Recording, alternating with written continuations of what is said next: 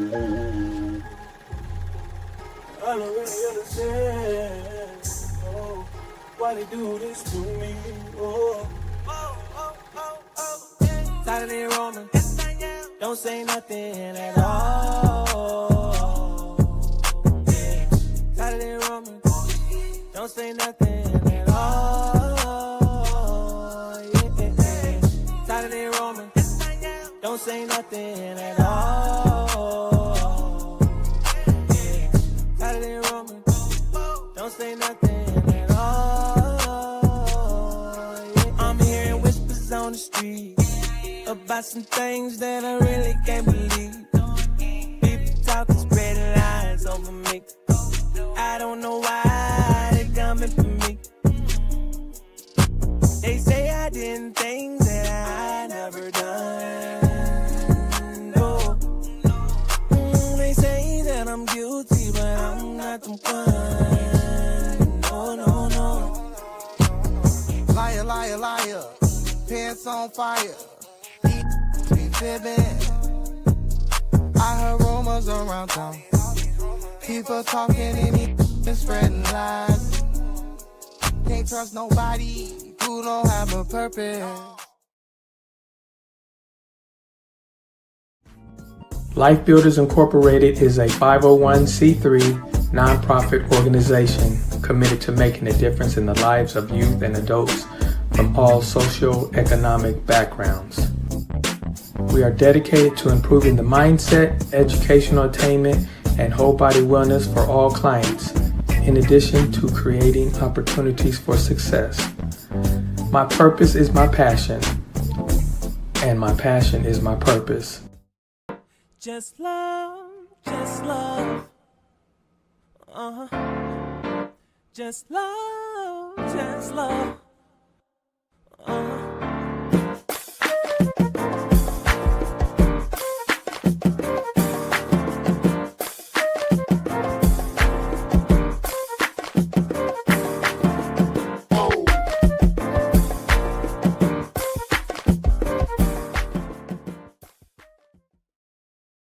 I am so done, I'm so done with you.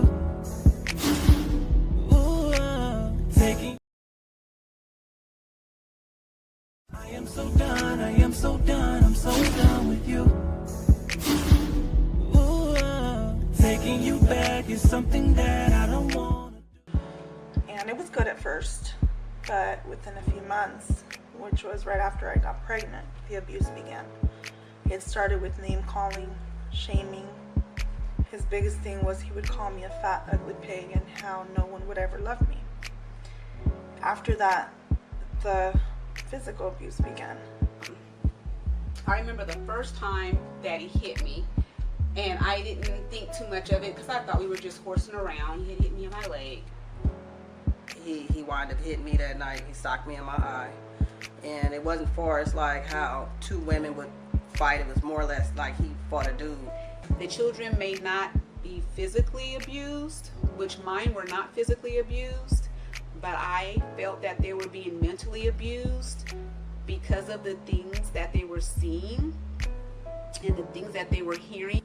If you don't get out for yourself, do it for your kids, because kids that are exposed to domestic violence can end up producing a perpetrator or a victim. Look at your kids. Or, you know, something happened to me, you know, to where we get to fighting, I'm dead. My kids don't have a mother no more. And then they have this person as a father that's raising them. His biggest goal was for me to die. On many occasions, he told me that if I ever left him, he would kill me and he wouldn't leave a trace. And one day, I looked in the mirror and I cried. I cried so hard. And I asked myself, do you deserve this?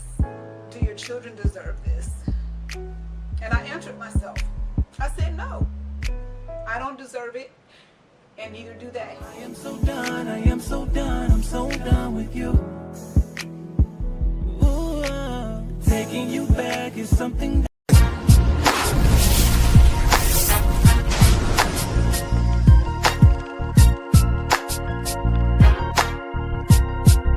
'cause this is the beginning.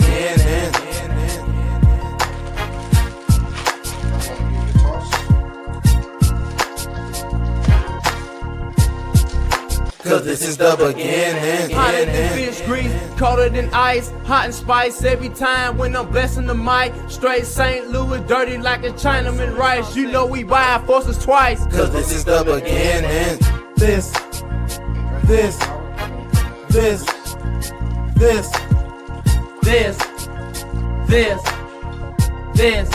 Cause this is the beginning. Hey, where the food at? He's ready to eat, so here you go. Cause this is the beginning. Hello, my name is Shanita Booker. I'm a security guard for Ally Universal, and I was chosen to do a makeover. And I went on social media. That's how I found out about it. I went on social media and I seen it posted by Shay. Because I never have time to put makeup on or even dress up to do anything because I'm constantly working.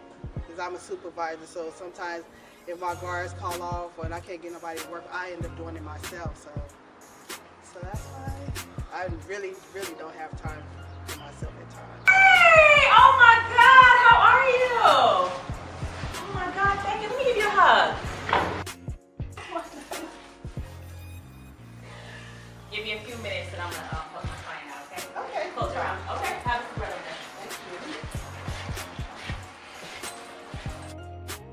I am so excited to be here. I've been following Shay on Facebook for a long time, and when she finally put this makeover thing on her Facebook, I was the first one to reply like, me baby! So I am very excited. I want to do this. I can't wait. Stephanie gonna shampoo you. She's assisting me today. Okay? Okay.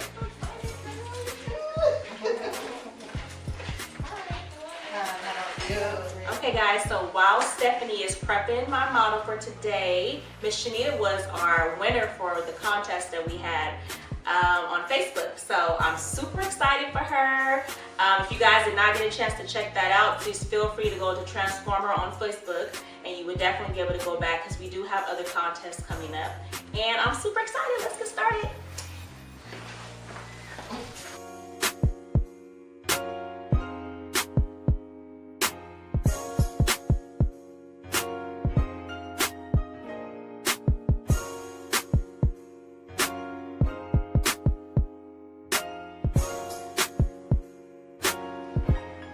Okay, girl, let you get ready.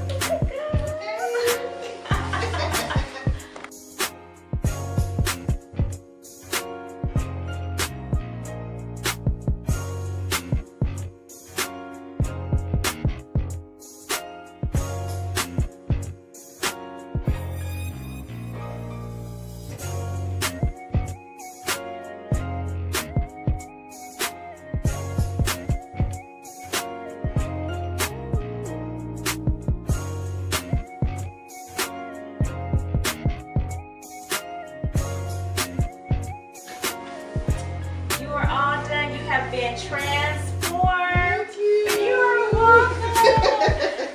And we also want to present you with $50 just so you can have a good time today. You're welcome. Thank you. Oh my goodness. Yeah, so go get something to eat. I am. Coming up are the details for the prom dress giveaway and makeover. Hi, my name is Mayoli Chenault from Bologna One Fashion. In honor of Black History Month, we're teaming up with Transformer Salon and Beauty Bar for our first annual prom makeover and custom designer dress giveaway.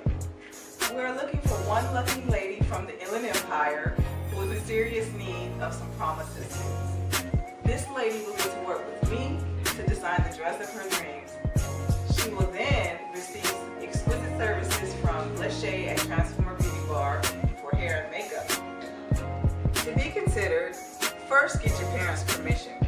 You can have no D's or F's on the previous semester's report card, nor on the current report card. We also would like to see one letter of recommendation from one of your teachers.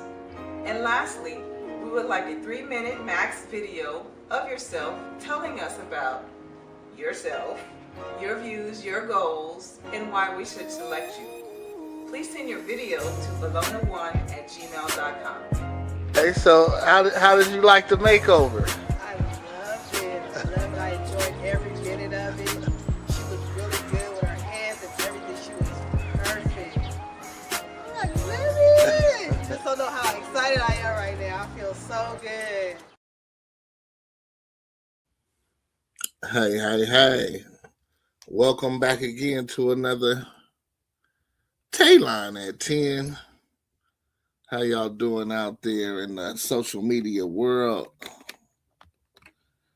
I know I've been missing y'all. We've been having to put a lot of stuff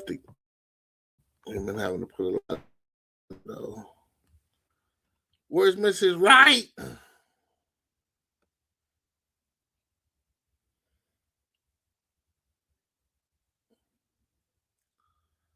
All right, she might. Oh, okay. There she go.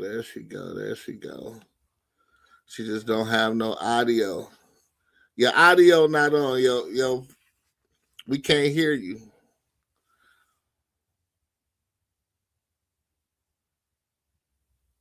We can't hear you.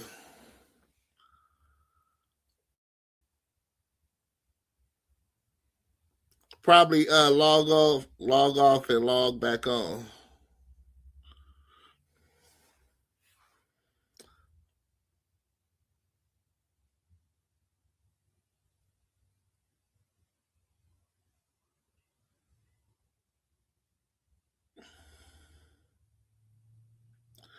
All right, while she get that together, let me see what I could go into. Let me check this picture real quick.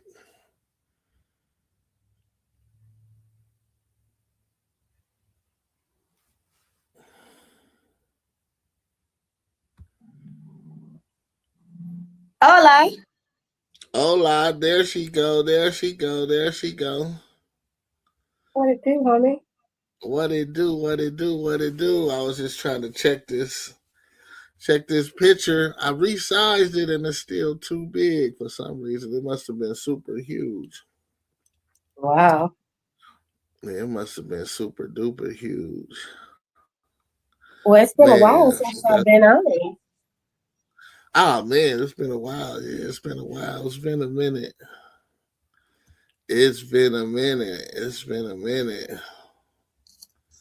So I guess the thing to do, we always got the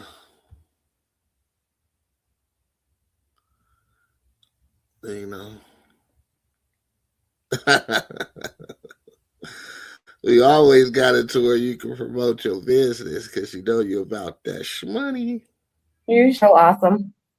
Yeah, I've been having a great time with my business. I think that's always cool when you have an opportunity to, scale your businesses, or just have more people involved and engaged in what you do.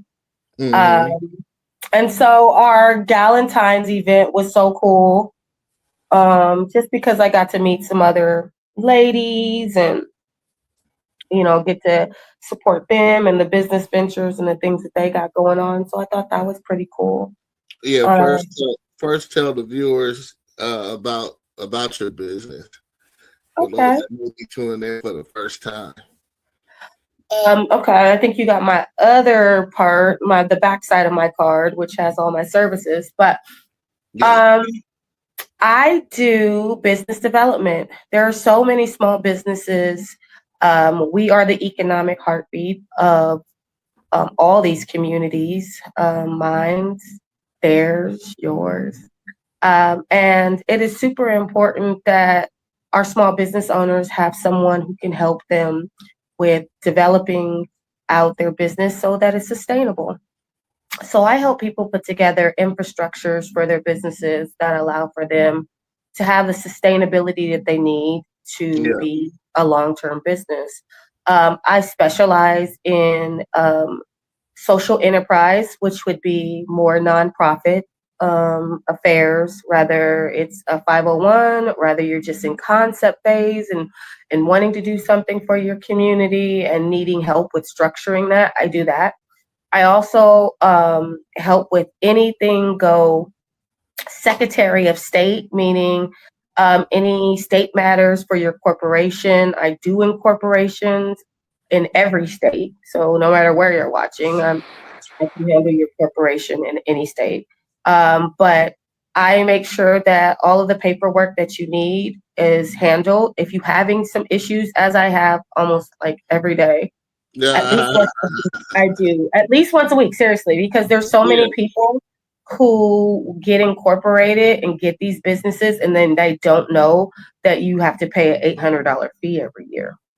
So then some years go by, and then they're like, "Oh, let me check on my business," or they have some type of funding that they're trying to go after, and then they find out that it's taken care of. It's not taken care of, and now they have a huge bill that is,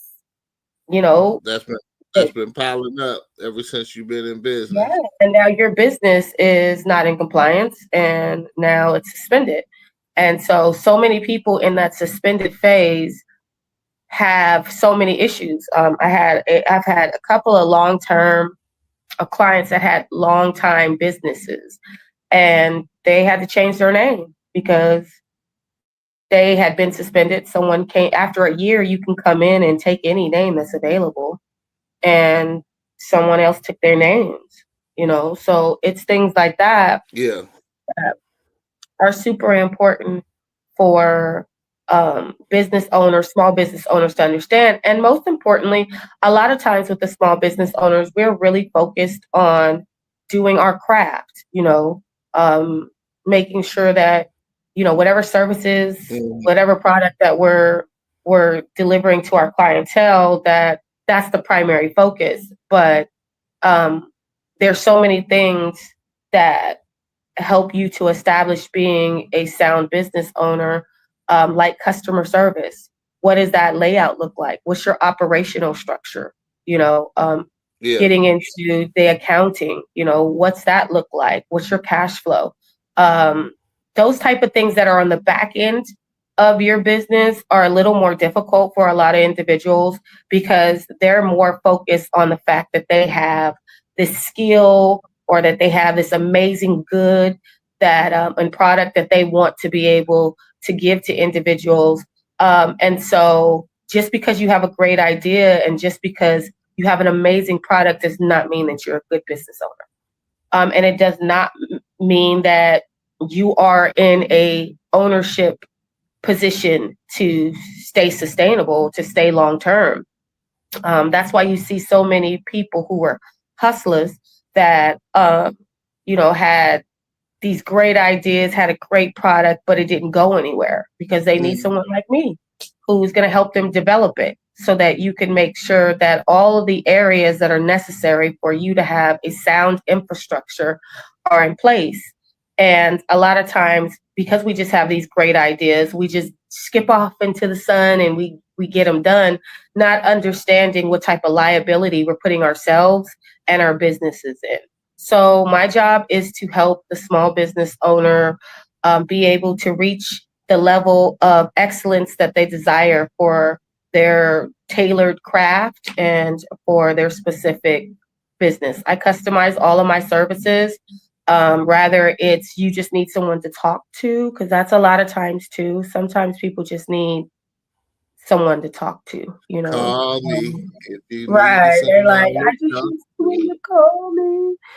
I just need somebody to talk to. I have a lot of clients that do my business therapy, which is just letting them express what's going on. A lot of times, especially my married clients, a lot of times they have these businesses, they have these family matters, and then everything in life that's going on, life be lifing, right? And so they don't know who to talk to about some of the different things that they're facing.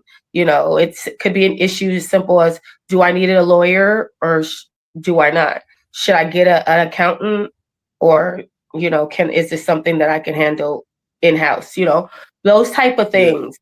How should I grow? I have this idea. What should I do? Or they just don't have the support that they need, and so being that extra help for them to be able to know that there's somebody that's going to help them, understand what's going on with their business, be there with them to support their business and themselves. As business owners, it's a really tough world running your own business. And so, it really is important that the smaller businesses do know that they have people out there that are happy to help them, that want them to succeed, and that know the steps that are necessary for them to be successful and for them to have a long-lasting business. And so that's what we do. I do business taxes and accounting. I do project management. I do creative work. I do fundraising. I do proposal writing, procurement. Proposal writing would be also including grants. I do any type of fundraising activities that are necessary. I'm a professional event coordinator. And so there's so many things that I can help. As I say on the back of my card, I help businesses from A to Z with solutions. It's just really important that they know that there is someone out there that has the experience. I've been doing this 30 years, since I was a teen, and I have successfully not had to work for anybody, because I watched, and because of my community, I always want to always make sure that I always say, shout outs to San Bernardino, the Dino. The D. Because there's a lot of amazing individuals that came out of this community, and all of us are not athletes, that are still successful in our own rights, that are still doing our own things in our own rights. They're, and our community has everything to do with that. And so for me, definitely, as a woman who's never had to work for anybody, I was cultivated by my community. And so my business is a way that I get to give back to other individuals in the same manner that my community gave to me so many years ago when I first started out in the game. It was all of these professional individuals who had all these different degrees and all these different skill sets that poured into me, that helped me to be able to withstand some of the adversity as a business owner that we face. And so for me, it's never about a problem. It's always about the solutions type of experience. That's right. And it's definitely about helping individuals with creating something that they can turn into a legacy for themselves, for their families, for the community. And I know that pouring in to small business owners can help develop, a person's life to be something amazing just because I lived it. And so it's so much easier to help people when you yourself have had, the experiences of doing it and going through it. And so when I get to talk to people and go over, okay, like, what is it that you're going through? What is it that you need? Or just listening to their ideas of what they want to accomplish, whether you're at concept phase or whether you're already a seasoned business owner, I can help in whatever way that you need. And so being able to give that to people and making sure that they know that the support is out there for them is just a really big thing for me, just because I feel like I'm living in my testimony and helping to use my testimony as a blessing for someone else and teaching a man to fish. That's what I feel like my purpose here on earth is to make sure that with the skills and with all of the, experience that I had is to pay it forward and to make sure that the next individual that needs the same type of help and support, that it's available to them. Okay. Well, you have all the information right there on the screen. It's been up there for the last at least 20 minutes. So, y'all, this is how y'all get in touch with her. And I guarantee that, once you start doing business with her, most likely you'll never stop. But we got a special guest coming on. The special guest is Miss J. What up, Miss J? Hello. Hey, what's going on with you? I'm just listening. Oh, you just listening? Okay. Said a lot of great things. Okay. Do you look forward to starting a business sometime soon?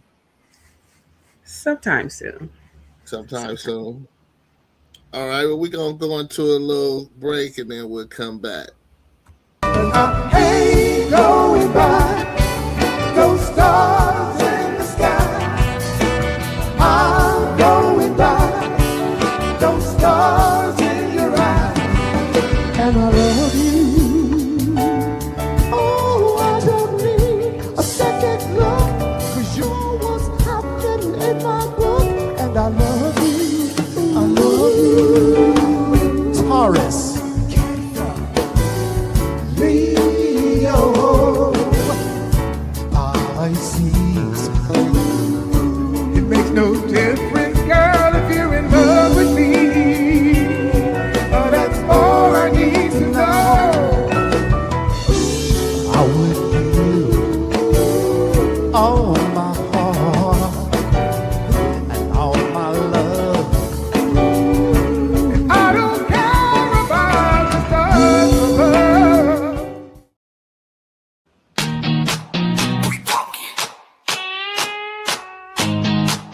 Yeah, Dickies Delectables, come in and get right. Delicious hot meals that feed your appetite. Barbecue, chicken, pulled pork, and brisket. Make time to come eat and let Dickies barbecue fix it. When the hunger pains hitting your tummy starts to rumble and growl, come on now, bring the family, bring your friends, join the crowd.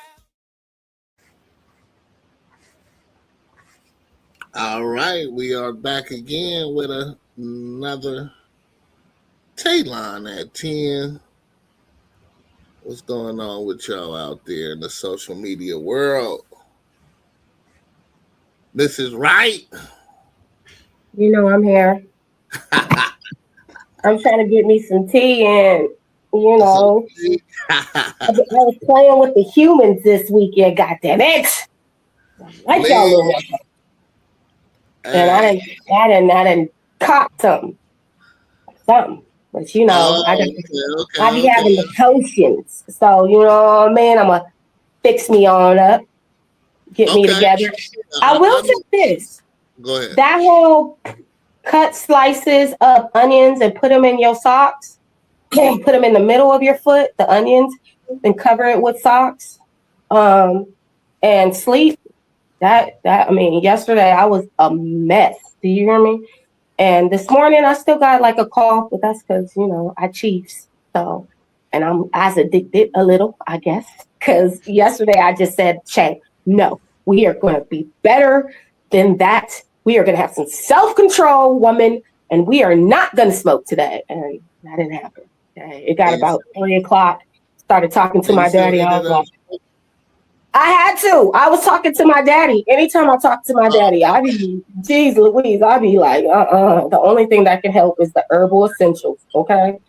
So you had no help. You had a trigger. That's called I had a trigger.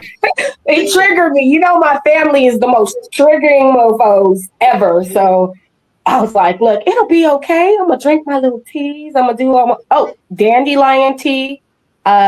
Today's the farmer's market, so after I get off, I'm going to my farmer's market. I go every Wednesday. Either I'll send my assistant to go get it, or I'll go myself. But I will say that boiling dandelion roots is really good too. That cleared me up immediately.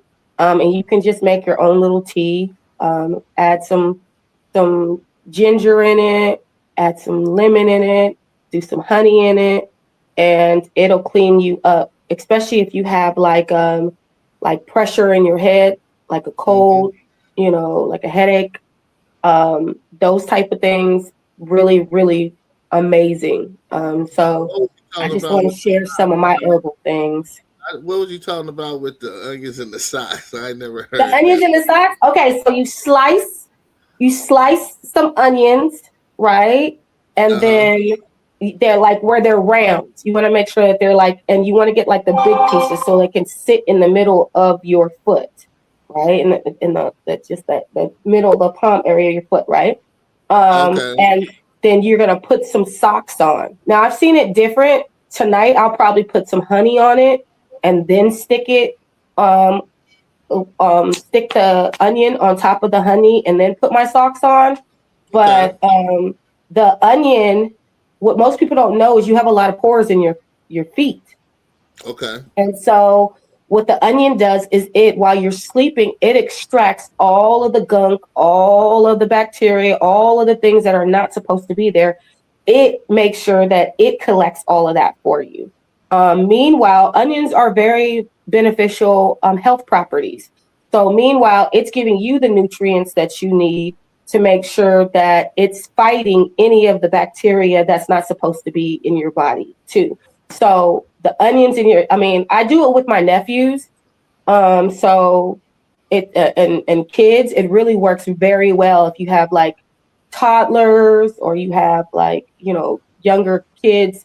That is a great thing. But as adults as well, y'all, if you guys is feeling some type of way, get you some onions, slice them hoes, put them underneath your foot, go to sleep, and feel good. Another thing is baking soda and salt water, warm salt water. Definitely if you put warm salt, which I haven't done yet, but if you do warm salt underneath your tongue, some warm water and salt, that's a good, and just let it sit for maybe just underneath your tongue, just let it sit for maybe, I would say no more than like 30 seconds or so. Just let it sit, kind of dissolve, and then use the rest to just really gargle with. Add some baking soda in that.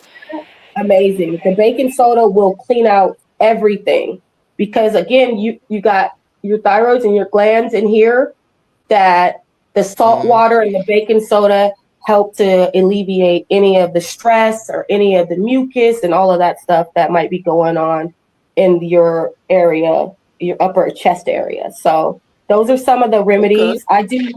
I do herbs. I work with my Black farmers. I am a holistic goddess. I do all of the things you can do. I sell crystals. I'm completely in the botany world. And so I make my own teas. I make my own tinctures. Like I have fire ciders and elderberry teas and things of that nature. So for me, I've gotten sick more times ever in my life. Just in this last couple of months, like 2026, I believe at the beginning of the year I was sick. And then now February, I got sick again, but I only be sick for like no more than 48 hours. Like, and that's a lot of times because of me, because I'll feel that little scratchiness. We all know when we're about to get sick. You get that little, what is that in your throat, or your nose gets a little, or you see that you're maybe just sneezing a little too much. First you thought it might have been that chick's perfume, but now you realize, nah, she just stank. It was really that somebody done got you feeling some type of way. And it wasn't her on that level. Anyways, so I would say that when you start feeling that, that's immediately when you should take care of it. Versus for me, I feel like I'm such a superhero. I'll be like, there's no fucking way I'm sick. There's no way. You know what I mean? Like, what are you talking about? There's no way. And then the next day it'll be like, oh shit, I'm sick, and then I'll jump into action, okay, well, let me, like, even last night I was like, okay, I watched TV and just was in the bed all day. I made an amazing soup. I'm very big. My friends since college have always been like, when they're sick, they'll call me and be like, "Can you make me some chicken noodle soup, or can you make me some soup?" Yeah. You know, so I made me some myself, and that should just be a nice thick broth. Always make sure that you have your basics with your carrots and your celery and your onions, and then don't add any of the other little things that you would normally add, because I don't think that people know how much sodium a lot of these seasonings have and things like that. Just make it simple with just, always squeeze some type of citrus, like some lime or some lemon, and salt and pepper. Keep it simple. Just salt, pepper. Make sure you put some garlic in there. Garlic is an antifungal, so garlic, especially for women, garlic is a great herb to just. For the vampires? I'm sorry? Like garlic for the vampires? Like garlic for the vampires. You want to make sure that you got a gang of garlic, because garlic is so good for your body. It's such a antifungal that will make sure that none of the bacteria is able to survive. That it's just, it makes it well worth it, especially for women. Garlic is really, and y'all can always quote me on that. You know me, Taylor. I be like, Google it. You know what I mean? Because I don't want anybody to be feeling like I just be out here just talking off the side of my neck, which sometimes I do. But even then, I'll be having some backup somewhere. I done got it from somewhere.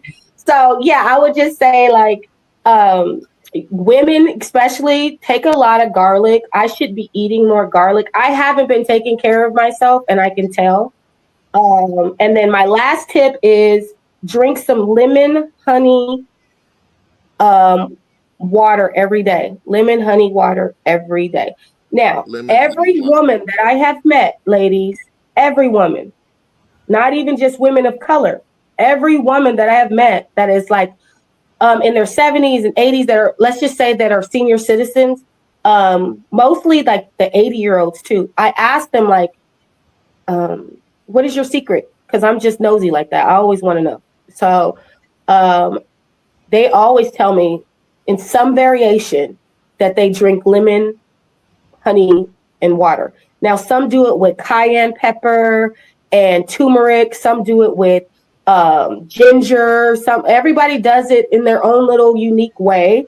But every woman that I have met that has been over 70 has told me that they drink lemon water every day. Wow. On an empty stomach, ladies. And so I would stand up, but wouldn't be appropriate today, and show you my belly, because that's a whole nother thing. Like, I don't exercise. I don't do all of that. When I learned that little tip, it also, if you drink, I drink pineapple and I'll drink ginger after I have my little lemon honey or whatever on an empty stomach, and that eats your belly fat. I have the belly to show and prove. It eats your belly fat. And but you have to do it on an empty stomach, and then you can't eat anything for the next 30 minutes. And then anytime that you're getting ready to break your fast, which is breakfast, when you're getting ready to break your fast at whatever time that is, you need to make sure that you break it with some fruit or vegetable. Do not break it with some type of, pancakes or bacon, and that our bodies legitimately are not conditioned for that. It's just not. Yeah. And so because we assimilated into more of the European whitewashed way of how we handle our health, we don't understand the nutritional value in the fruits and the vegetables that we have. And so it's super important that you guys know, that there's so many different ways to cure your body. There's so many different ways to use what Mother Earth and what nature has given to us to make sure that you're staying healthy. So if you ever need anything, you guys can check me out. I got you covered. I have so many different remedies and things like that I'm happy to help with. So it goes beyond chicken noodle soup, castor oil and rubbing Vicks on your chest? Oh, I don't even use Vicks because Vicks has so many other chemicals in it that it's important that you know that. But the chicken noodle soup is still good. Chicken noodle soup is great, but make sure that I don't eat chicken because chicken is not good for my blood type. And you know how I feel, like make sure that you're eating according to your blood type. So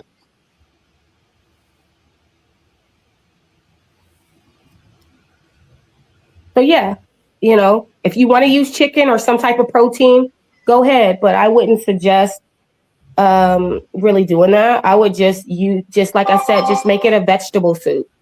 Unless you're trying to be fancy. And sometimes you need that protein. If I use protein, I'm going to use turkey because I don't eat chicken. Okay. So, Miss J, you like to cook. What's your go-to when you or one of your children gets sick? Kind of like the same as she said. I make a chicken noodle, or my grandmother always used to make like a chicken and rice soup. So the kids really love that, and it's really simple. It's just like pulled chicken, rice, onions, and a little bit of broth. No extra seasonings. Yeah. And that always works. It always works for me as a kid. So that's one of my favorites. How do you make the right rice? Yes. I always use a jasmine rice. What'd you say? So yeah. So no, how do you make like the perfect rice? Do you know how to do that? It took me a long time to learn how to make rice. Oh, okay. Rice, yeah, it was never easy for me. But truth be told, my son taught me how to make rice. Wow. Yeah, he taught me how to make rice. But you just, put you rinse your rice, put it in a bowl, rinse it, pour out the extra starches, and then you refill your pot with water. You put it on the on the fire, and you start it off low. You don't start off high. You start off low. Okay, so you just let it low. Yeah.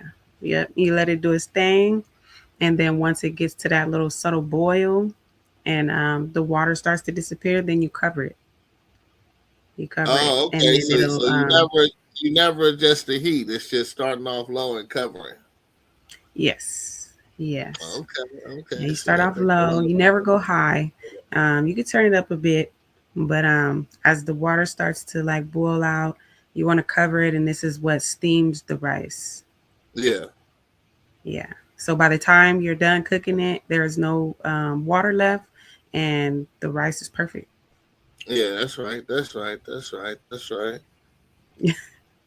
We can't hear you. Say what your mic is on. That's okay, my bad. I was just like, rice can be difficult sometimes. So I like that you giving some advice, because I didn't have some rice. What is this? Yeah, I'm like, what's the secret? Because that would be the secret, and it's crazy because my son taught me how to do it. He learned from his dad. I never knew how to do it. I never knew how to use a rice cooker or anything. So I was just like, show me how to make this rice. I always had him making my rice. We make dinner. I'm like, okay, you got the rice, but now I can make it. So I want to make rice. I'm more of a noodle person than a rice person. I mean, I'll mess with the rice, but because you got to get rid of rice the same day, and learning all of that about how bacteria grows on it, you can't store it. You shouldn't store it. You should not store rice. You should not eat rice, people, after 24 hours at all. Throw that shit away. Because if you do and you get food poisoning or stomach flu, that is why. Because it automatically, whether you put it in the refrigerator or not, it starts to grow bacteria that you cannot see after 24 hours. So do not ever keep rice after 24 hours, and definitely not after 12 hours if it's just been sitting out.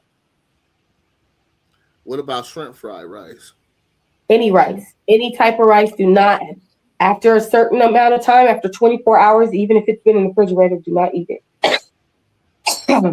Make sure that rice goes in the trash. You'll have to start all over again because you All can't eat it. over.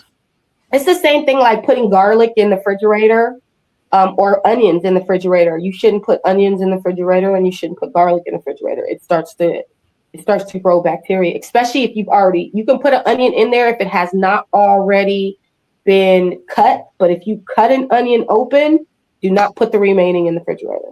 Put it in a nice little bag or in a container of some sort and leave it out. The onions are not meant to go into the refrigerator.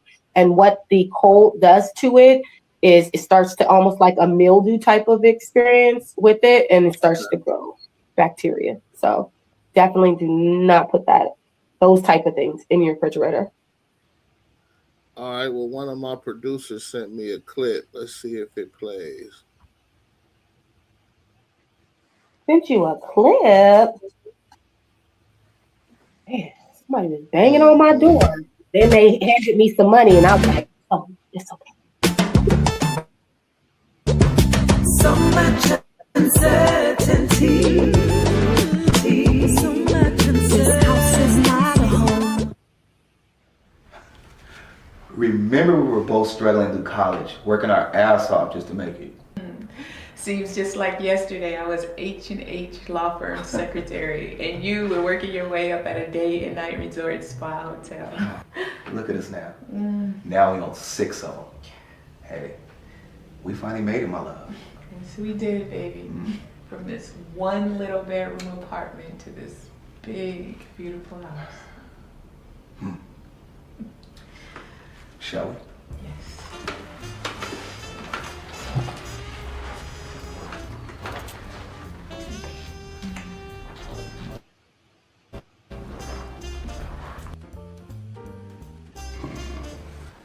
Thanks for the beautiful dinner tonight. It was delicious. Just as you are, baby. You're welcome, dear. I fixed all your faves. Yes, you did. By the way, were you able to stop by the cleaners to pick up my suits? Yes, they're in the bedroom in the bed. Why? I need them for my red-eye flight tonight. What the hell, Tommy? I'm just at home this weekend. I know what I said. That's a business trip. I have to go and close the deal. So deal with it.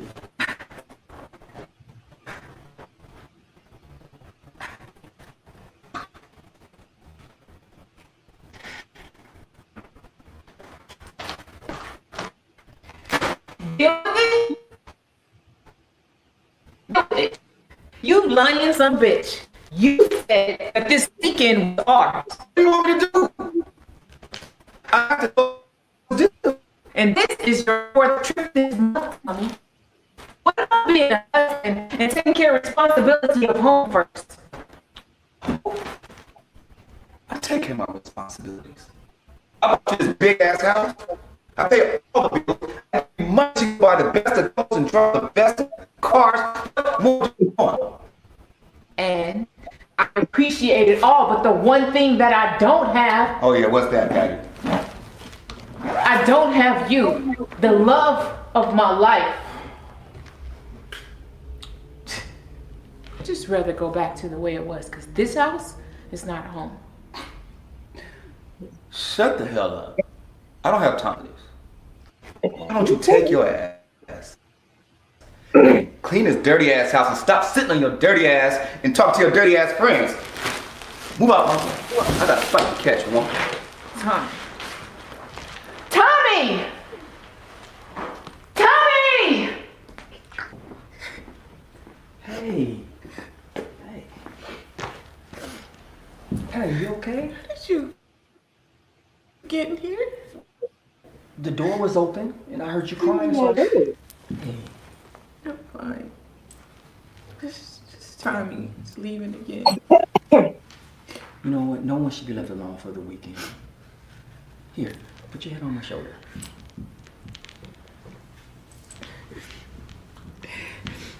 What are you doing? We That's can't right. do this anymore. You're Tommy's best friend. We can't keep this up. Yeah, well, maybe. But it's his fault he can't see what a beautiful woman you are. But I do. Patty, don't fight your feelings. Go fight it. Don't do it. And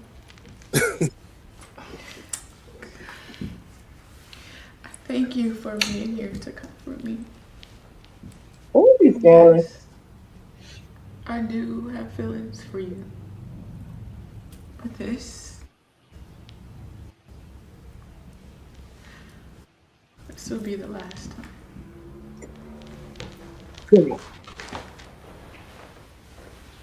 He said this will be the last time. Be alive.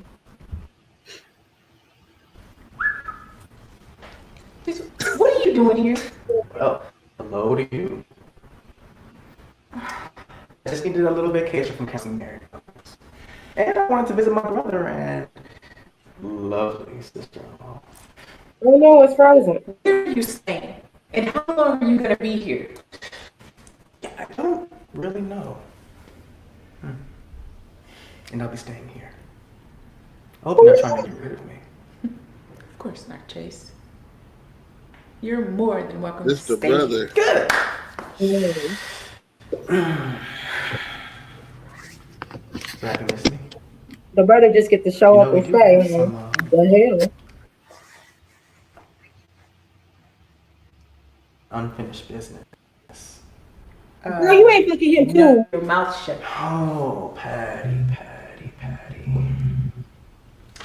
As long as you take care of me, not one person has to know our little secret. All right, Chase, but you... But what? Where's my brother? Nothing, Chase. Tommy is out of town and he'll be back later. You're more than welcome to sleep in the guest room. Fine. But I won't be staying here tonight. I'll be going down the block to go visit my ex, Tony. But I will be back to converse about my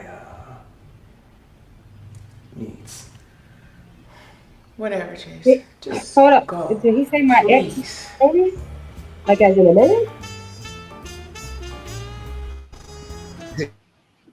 His need.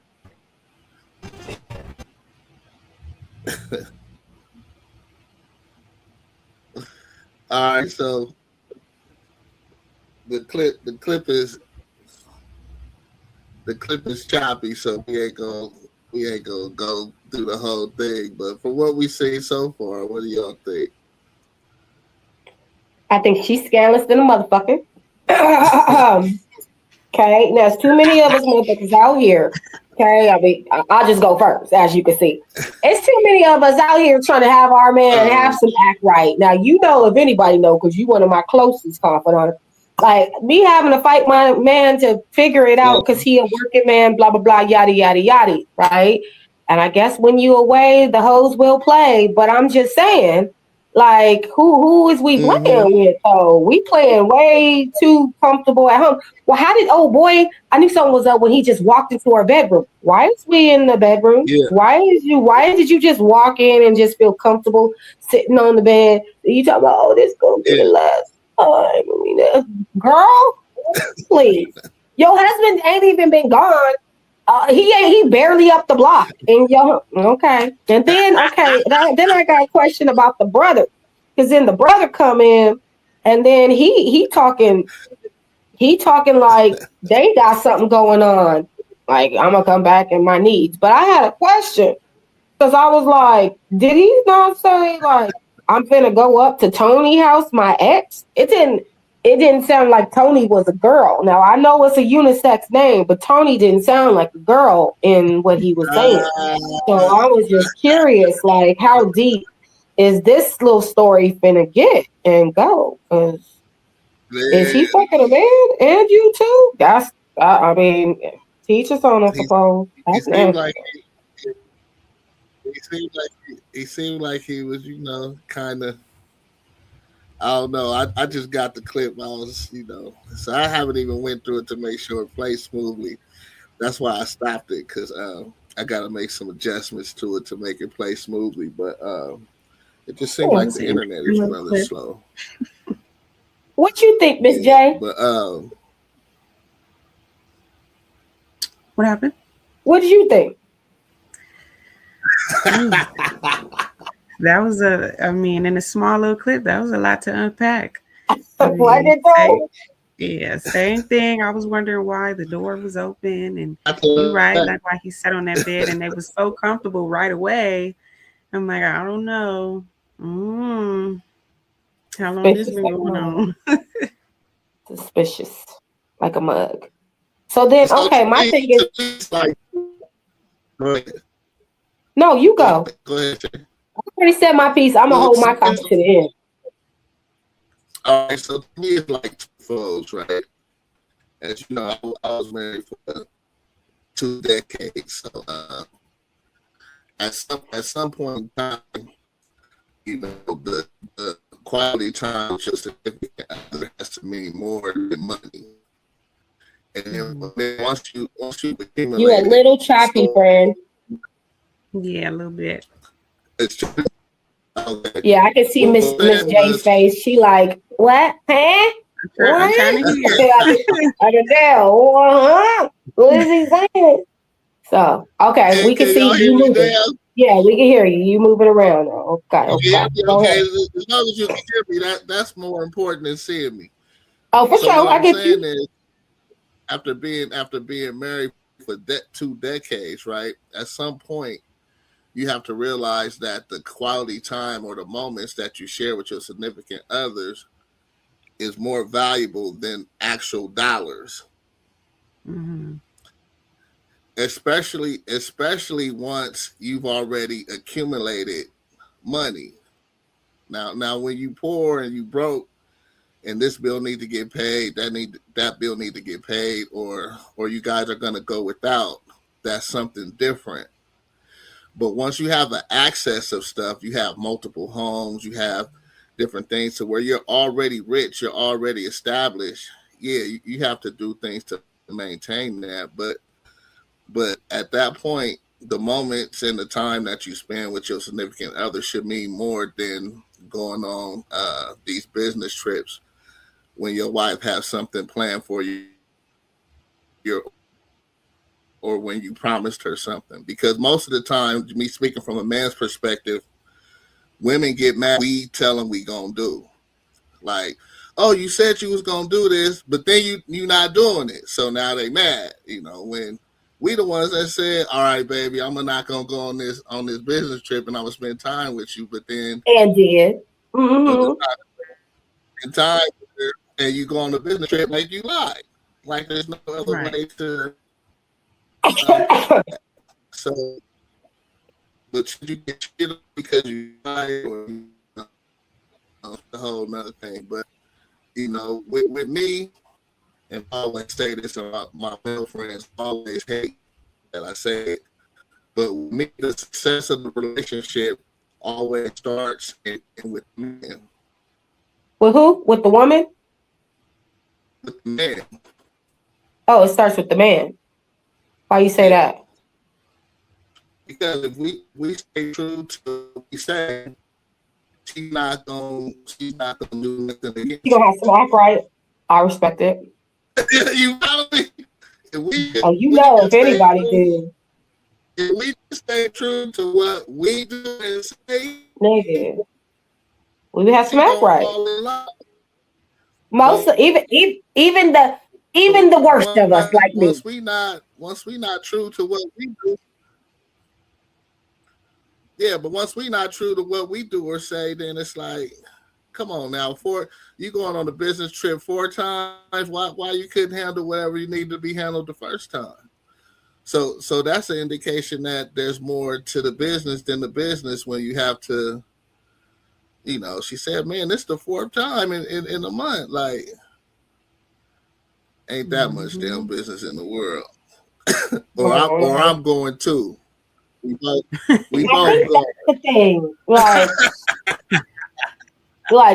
nigga, I'm going to them. We's going. Because, I mean, when it first started off, It was like we built this business together and we started in this tiny apartment and now we got this big house and we, you know what I mean? But then it ended up being like when he was trying to gaslight her and be like, oh, bitch, you lazy ass, get your fat ass up and cook and clean and this house is dirty and all. I'm like, damn, that was like a switch. If you was just loving on her and eating and I just love you, baby, and you just going our lives and to like, I'm about to be out this motherfucker and you shouldn't be having no complaints because I take care of you. Mm-hmm. Which is a man's thing though, because men think that that's the only part of providing that they really got to be on is the financial part, which is, I mean, I go through it in my own relationship, like, and nigga, I got my money too. You got money, I got money, we got money. Now what do we do with our lives? You know what I'm saying? It's like you said, like when you do get to a space, especially like now in our 40s, like, okay, when we was in our 30s, okay, I understood because you was building and you was doing your thing, I was doing my thing, and we was trying to, you know, really live up to our own expectations of success that we had for ourselves, right? But then in our 40s now, nah, nigga, you should have, what was you doing then? Because I thought that whole time you was designating to that so that we could get to this space where now it's about how we're going to function as a couple, how we're going to function in our relationship. And I can say, just being very transparent, like with my situation, that has been the rocky point for me and him is that what do you do when you both been so focused and been career driven, and now we both are very well off. We both have, you know, what we want, what we need. We don't, you know, money is not an issue for either one of us, but timing is an issue, right? My biggest issue with him is like, I don't care how much money you or what jobs you got going on. I'm understanding, but I can only be understanding to a certain point when you're not playing the role that you need to play in this relationship, yet still having the expectations that I'm supposed to show up and be some type woman to you. No, we're not doing that. You are going to show up, like you were saying, and be the man that you need to be for me, the man that I deserve, the man that, you know, I've been working on all these years. And then that'll leave me, if you provide me that space, then that'll leave me the opportunity to be in my femininity and to be the woman that you desire. But that's why they say happy wife, happy life, nigga, because if I ain't happy in this motherfucker, ain't nobody happy in this motherfucker. Is how I feel. We all gonna be sad, nigga. We all gonna be destitute in this motherfucker. Yeah. If I am not, especially with how I'm a giver, how I'm very considerate, you know that. And I do have more patience than most do, especially, you know, in situations that have been more than a decade, you know. So I give him grace, I do. But there does come a time when you got to put your foot down and be like, look, I need you to start figuring it out as a man on what you want so that we can figure out what our future looks like together, because it's not just about us living in the present. And I think a lot of time for men, they get in this stagnant position because they've been with you so long and they feel like, oh, well, I've already won her, so I don't have to do any of the things that I needed to do when I got her. You know what I mean? And that's the biggest thing in a lot of women being single is men will do what they need to do to get you, but not do what they need to do to keep you. And that goes for both parties. Both parties have to find a way to keep the intimacy alive. And the intimacy doesn't have to just be sexual. You know, it's little dates here and there, or even if, you know, you guys call each other up and one's at this place, one's at, okay, we're gonna meet back at home and we're gonna make this meal together, you know. We're gonna sip this little wine, or we're gonna go to the park tomorrow, you know, or we're gonna meet up at this time, whatever it is, you know. The togetherness in it keeps everything kosher, if you know what I'm saying. It's just it's has to be Yeah. both parties. It can't just be one person all the time, because then the other person is going to feel that, you know, the other person's not putting anything forth. Yep. So, and Which that's is where it all genuinely goes. how I feel. Yeah. Like, you're not So, putting forth the energy that I need. And how fair is that? How fair is it that I feel like I got to do all the work? I got to figure it out for us. And I get it. Like, for him, he's like, well, I'll pay for it. Bitch, I can pay for it. You know what I'm saying? Like, and you know, it'd be so offensive. He like, here she goes. She got to pump off. Yes, and is. Because I need you to feel like you desire me enough to want to spend that time. I think what I heard from you, Miss J, is we need to be active. We need to be actively making sure that we're spending that intimate time with each other so that we can make sure our relationship is kosher. And I think a lot of times, especially when you've been in relationships for a long period of time, especially if you got kids and stuff like that too, like it begins to take a toll on your relationship, because you're designating yourself to so many other things and not really focusing on the union that you guys have the way that you need to. So agreed. Like, both parties have to do their parts, and it has to be about action. You know, it has to be the verb, you know, of actively doing something, the do part. That's why they say faith without efforts is dead. Because you could be faithful. You could have, you know, a great relationship where, you know, you guys are harmonious and things like that. But it's always going to feel like something is missing, something is lacking if you guys are not figuring out how to have that intimacy, for sure. right. I agree with that. Do y'all remember the teeter totter on the playground? Oh yeah. Do y'all remember the teeter totter? Y'all remember what that is? Yeah, we remember. Yeah. You know, It's like the thing. One person sit on one side, the other person sit on one other side. Then one Yeah. person go up, the other person go down. I had one in my backyard. I definitely know. So that's what relationships are. Very rarely are y'all both gonna be in the middle. right. Like, very rarely are you gonna be loving him like he loves you, or he gonna be loving you like you love him. Very rarely is that gonna match up. It's gonna be very few times that y'all meet in that middle ground and y'all really feeling each other the way the other person is feeling each other. Know what I'm saying? Y'all really feeling each other like that. Most of the time, he gonna be feeling you more than you feeling him, or you gonna be feeling him more than he feeling you. It's that Peter Tyler effect. So what has to come and play into that is just the communication.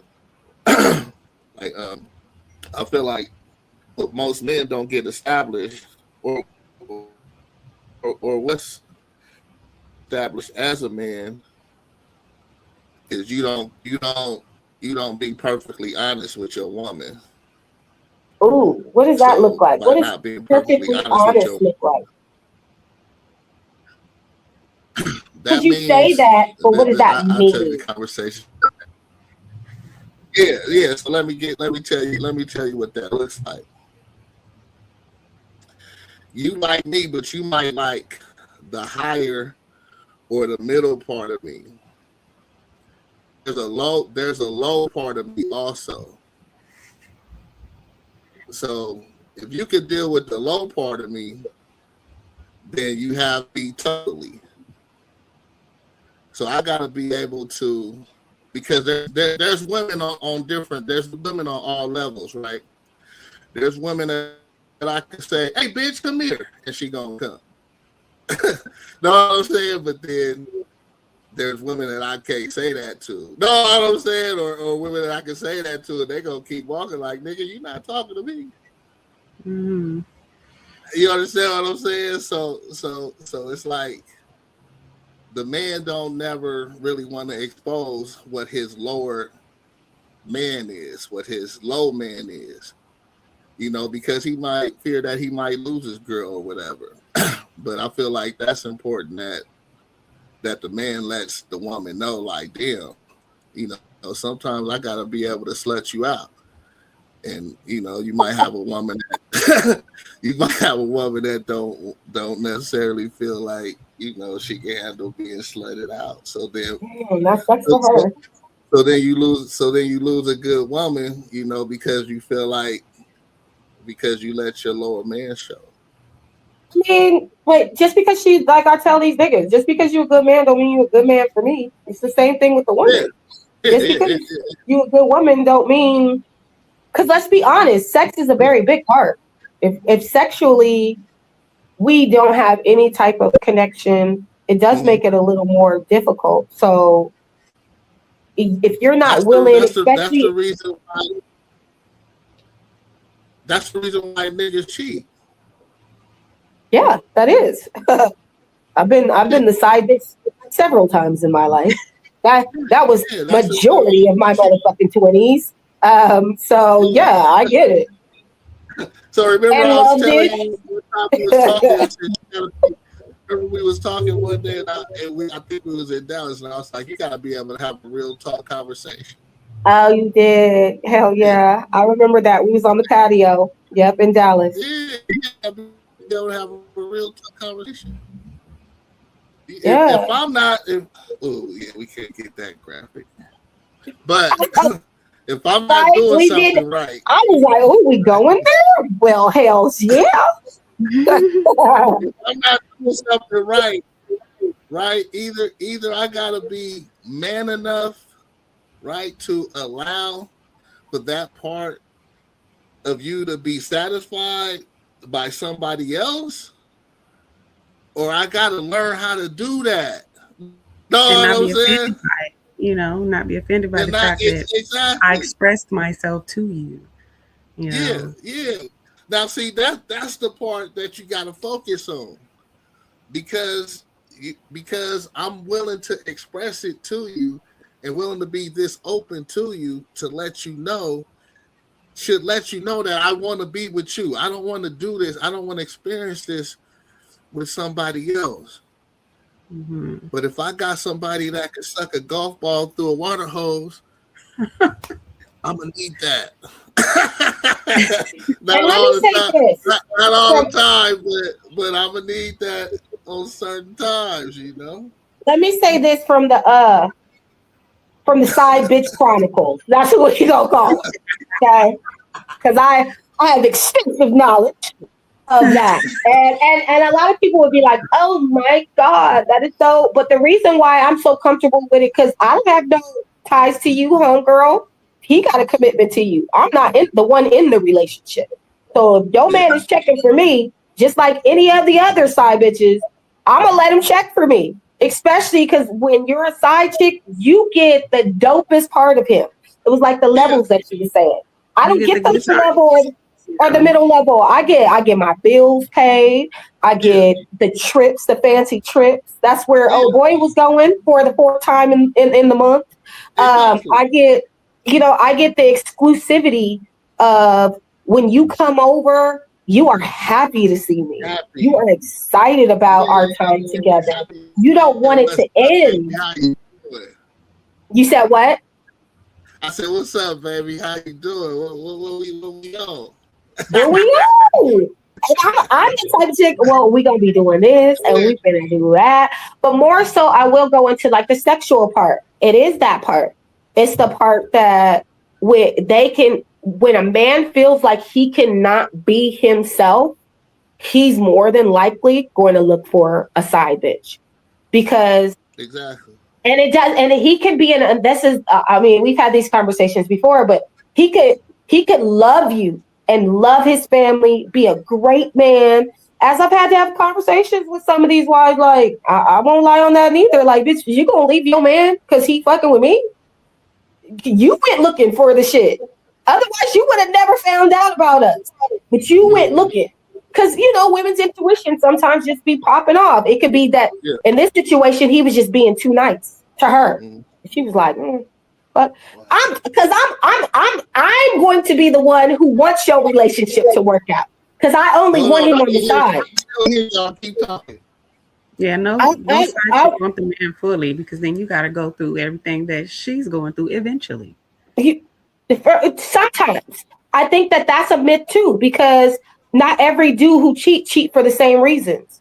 Not every dude who step out because he's this horrible cheating type of dude. Most of the men, and this is honest, most of the men who step out, it's because the woman is lacking something.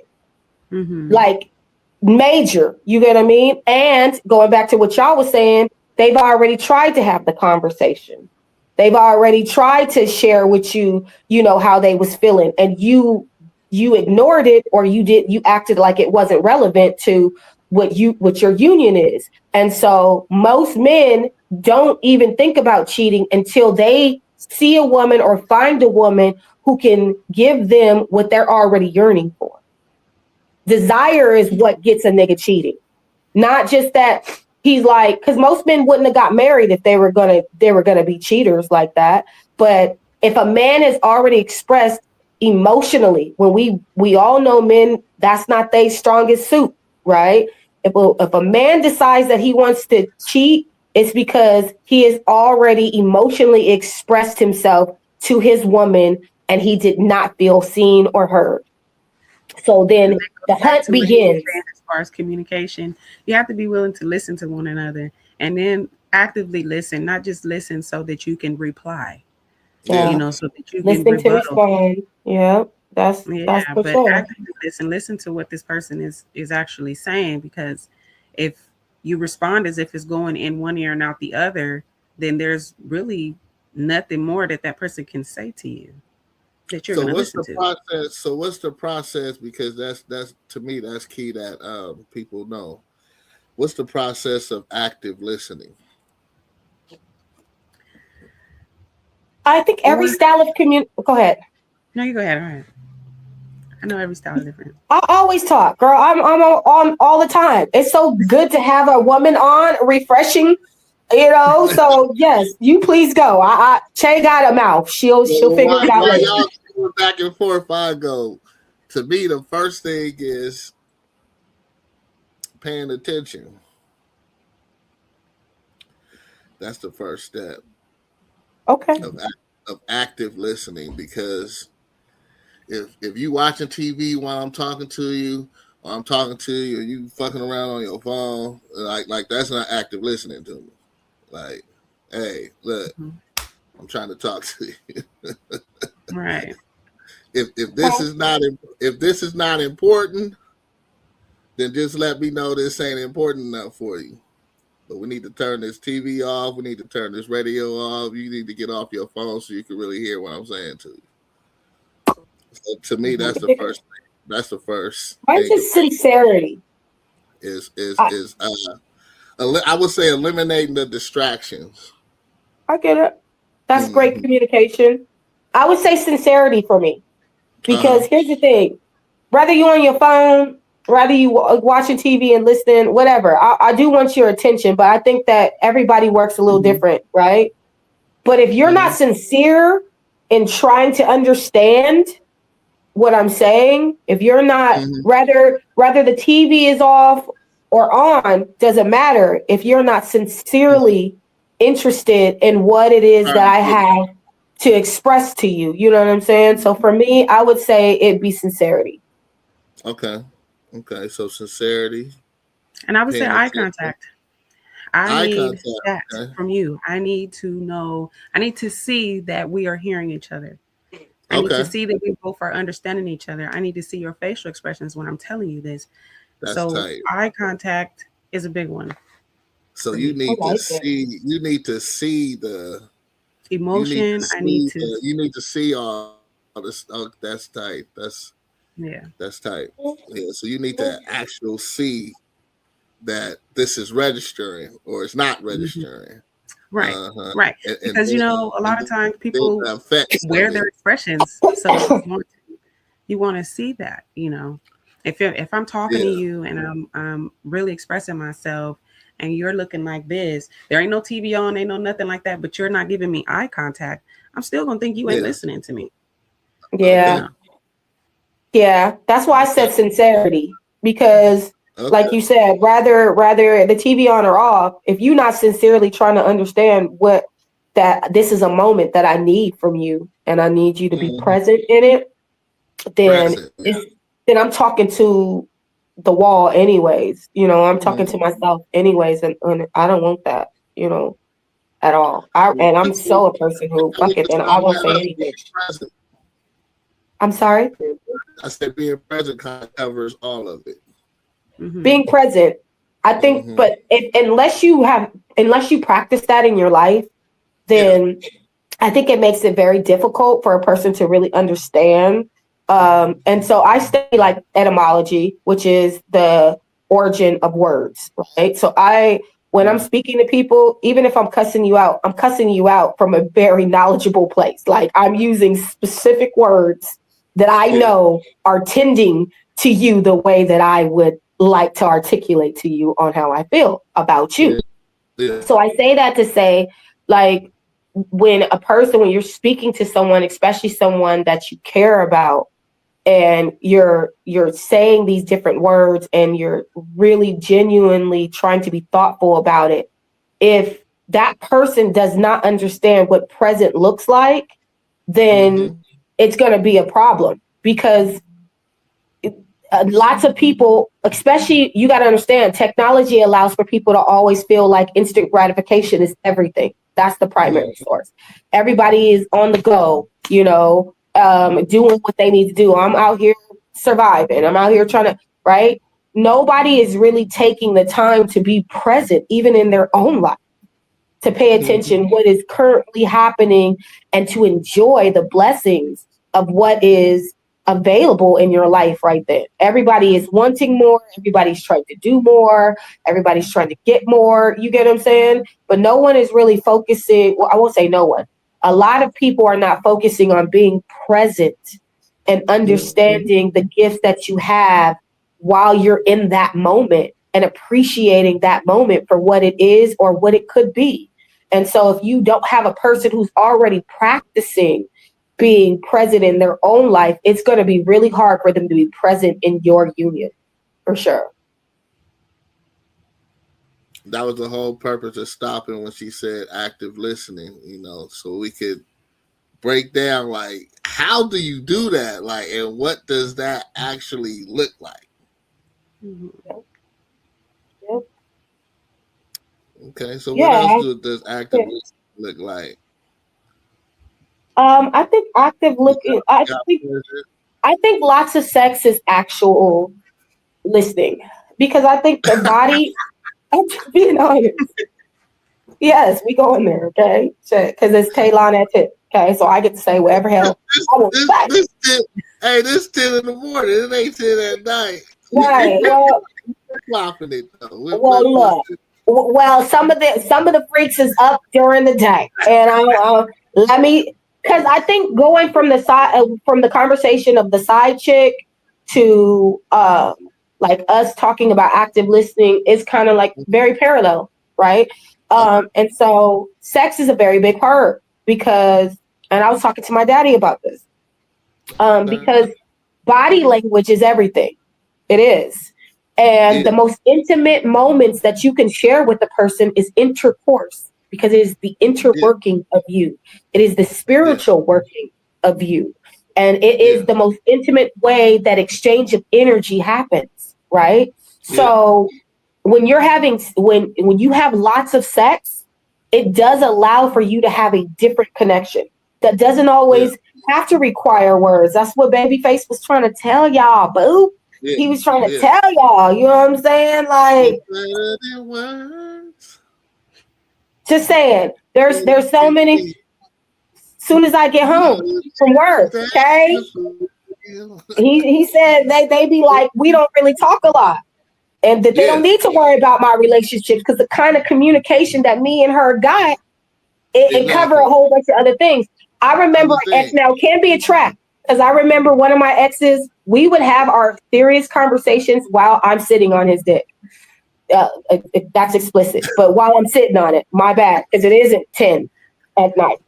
But what I'm saying is that was a great way until he started to manipulate it because when we first started off and he suggested the idea, I was like, this kind of kinky, I like it, right? But I understood why he wanted to have those type of conversations, especially the hard conversations, because when you're intimate or in that type of intimate moment, it's really hard to be upset. That's why makeup sex exists, right? Because it's really hard to feel some type of way or to allow for somebody to get you out of that emotional state when they're inside of you, when you're having that energy exchange. Yeah, when you open. So we would have our conversations. If we were getting ready to have an argument or something like that, it would be like, we need to head to the bedroom. And it worked. It worked for in our love life, it worked, but also for us, it was our relationship breakdown happened when we started mixing business. And he was not very business savvy.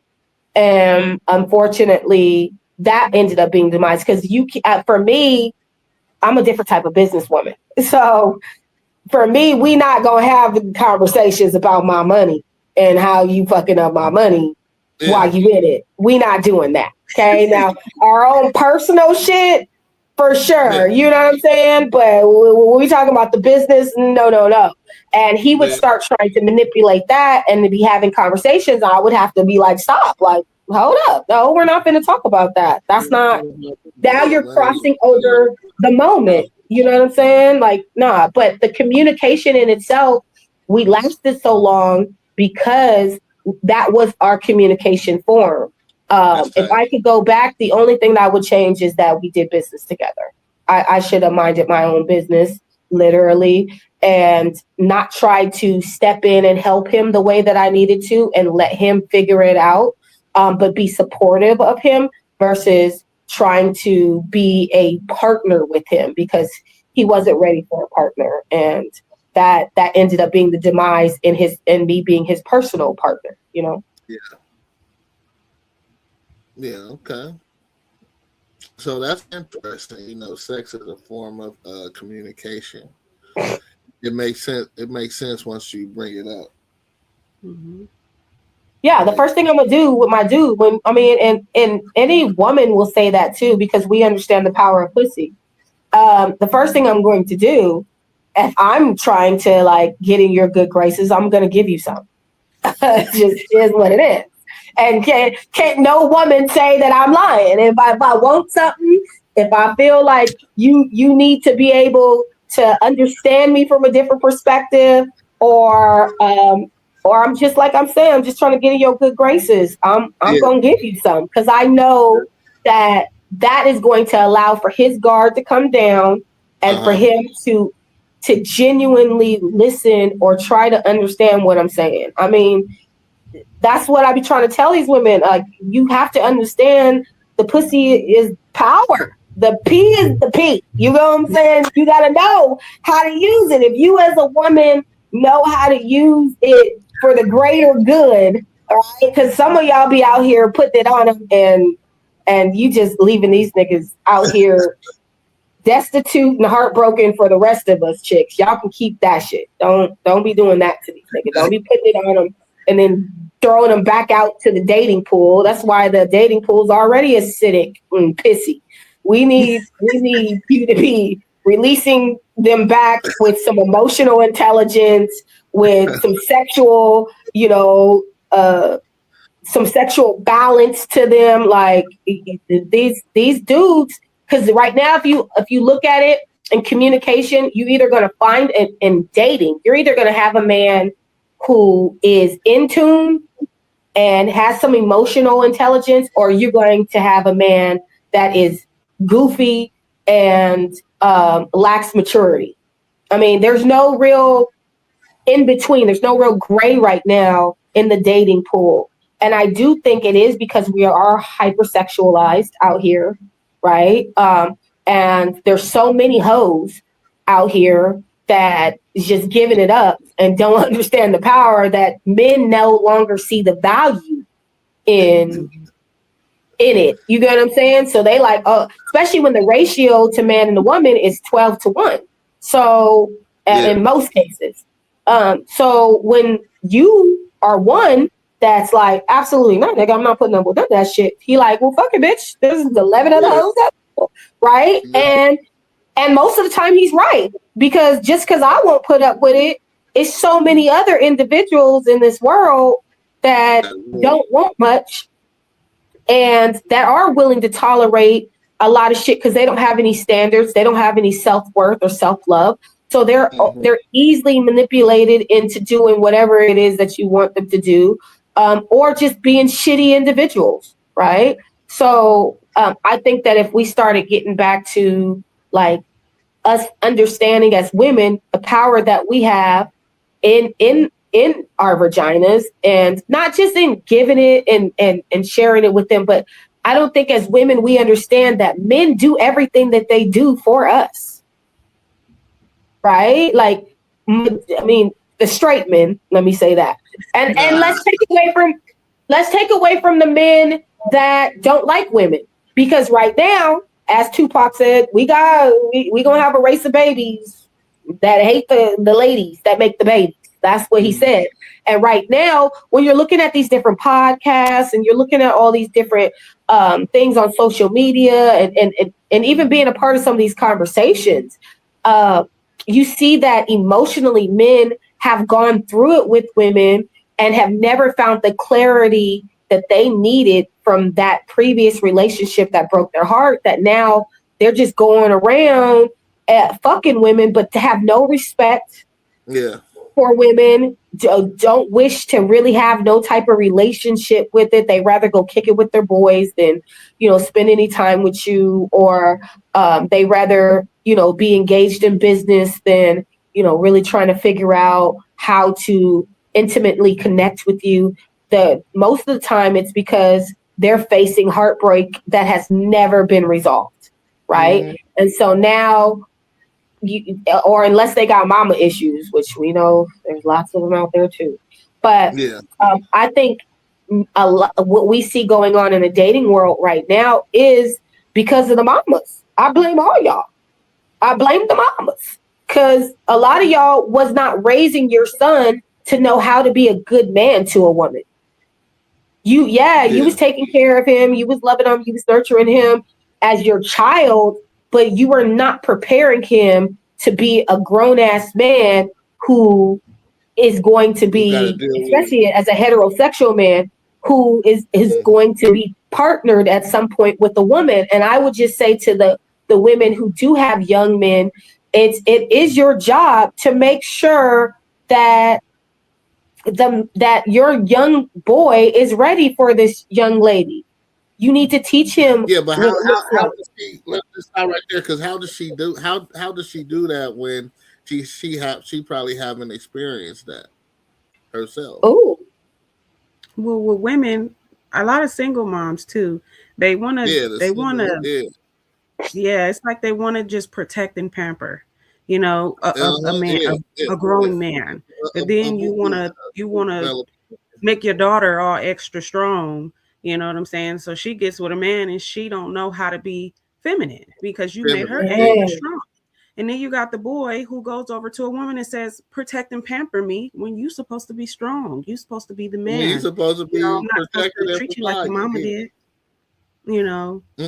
Definitely say the roles have reversed, because you do have way more emotional men than ever, because there has been so many pamper. No, she was like spot on. Miss Day was spot on, because they have been, even with my own, like the dude I was just telling you where we would have sex to communicate. His mama is the one who told me, hey, you know what? I have been unhappily married for 38 years. I do not want that for you. You are an amazing woman. I see how you treat my son. I see how you love on him. I did not do my job in making sure that my son was prepared for a woman like you. And I would not wish what I'm going through with his father. And let me say this to you. He is a lot like his father. And she left it at that. So we got into the thick, when I really got to the space where I was like, I can't do this with this nigga. And then, you know, life really happened, and we had our own tragedy. I was like, okay, well, I'm just going to heal from both at the same time and move on. And then I tried to see if we could reconcile maybe about a year later, 7 months later, something like that. And the mom was like, I called her like, yeah, so I'm thinking about it. And, you know, I talked to him, and she's like, it's pretty much like, fuck, I told you that you needed to get the fuck away. At least she told you, because a lot of moms will not. You know, they will know exactly who their son is and will never say anything to you. Yeah, you know, I've been blessed. Encourage the bull that he's putting you through. You know, so yeah, you got lucky that she actually did. I get lucky with the moms. I'll be honest. Even like my dude now, like he always be like, you spoil my mom so much. I'll be like, because Nick, if it was not for your mama, yes. If it was not for your mama, none of this would even happen. None of this. None of this would be possible without your mama. So I think it's important that, you know, that we do take responsibility as women, and knowing that it's that we need. And let's go back real fast to what you said, Talon, because I want to make sure we answer it. Like you said, well, how does she do that if she has never been loved correctly, right? Or she don't know the love of man. I will say this. It does become really important on who you are as a woman.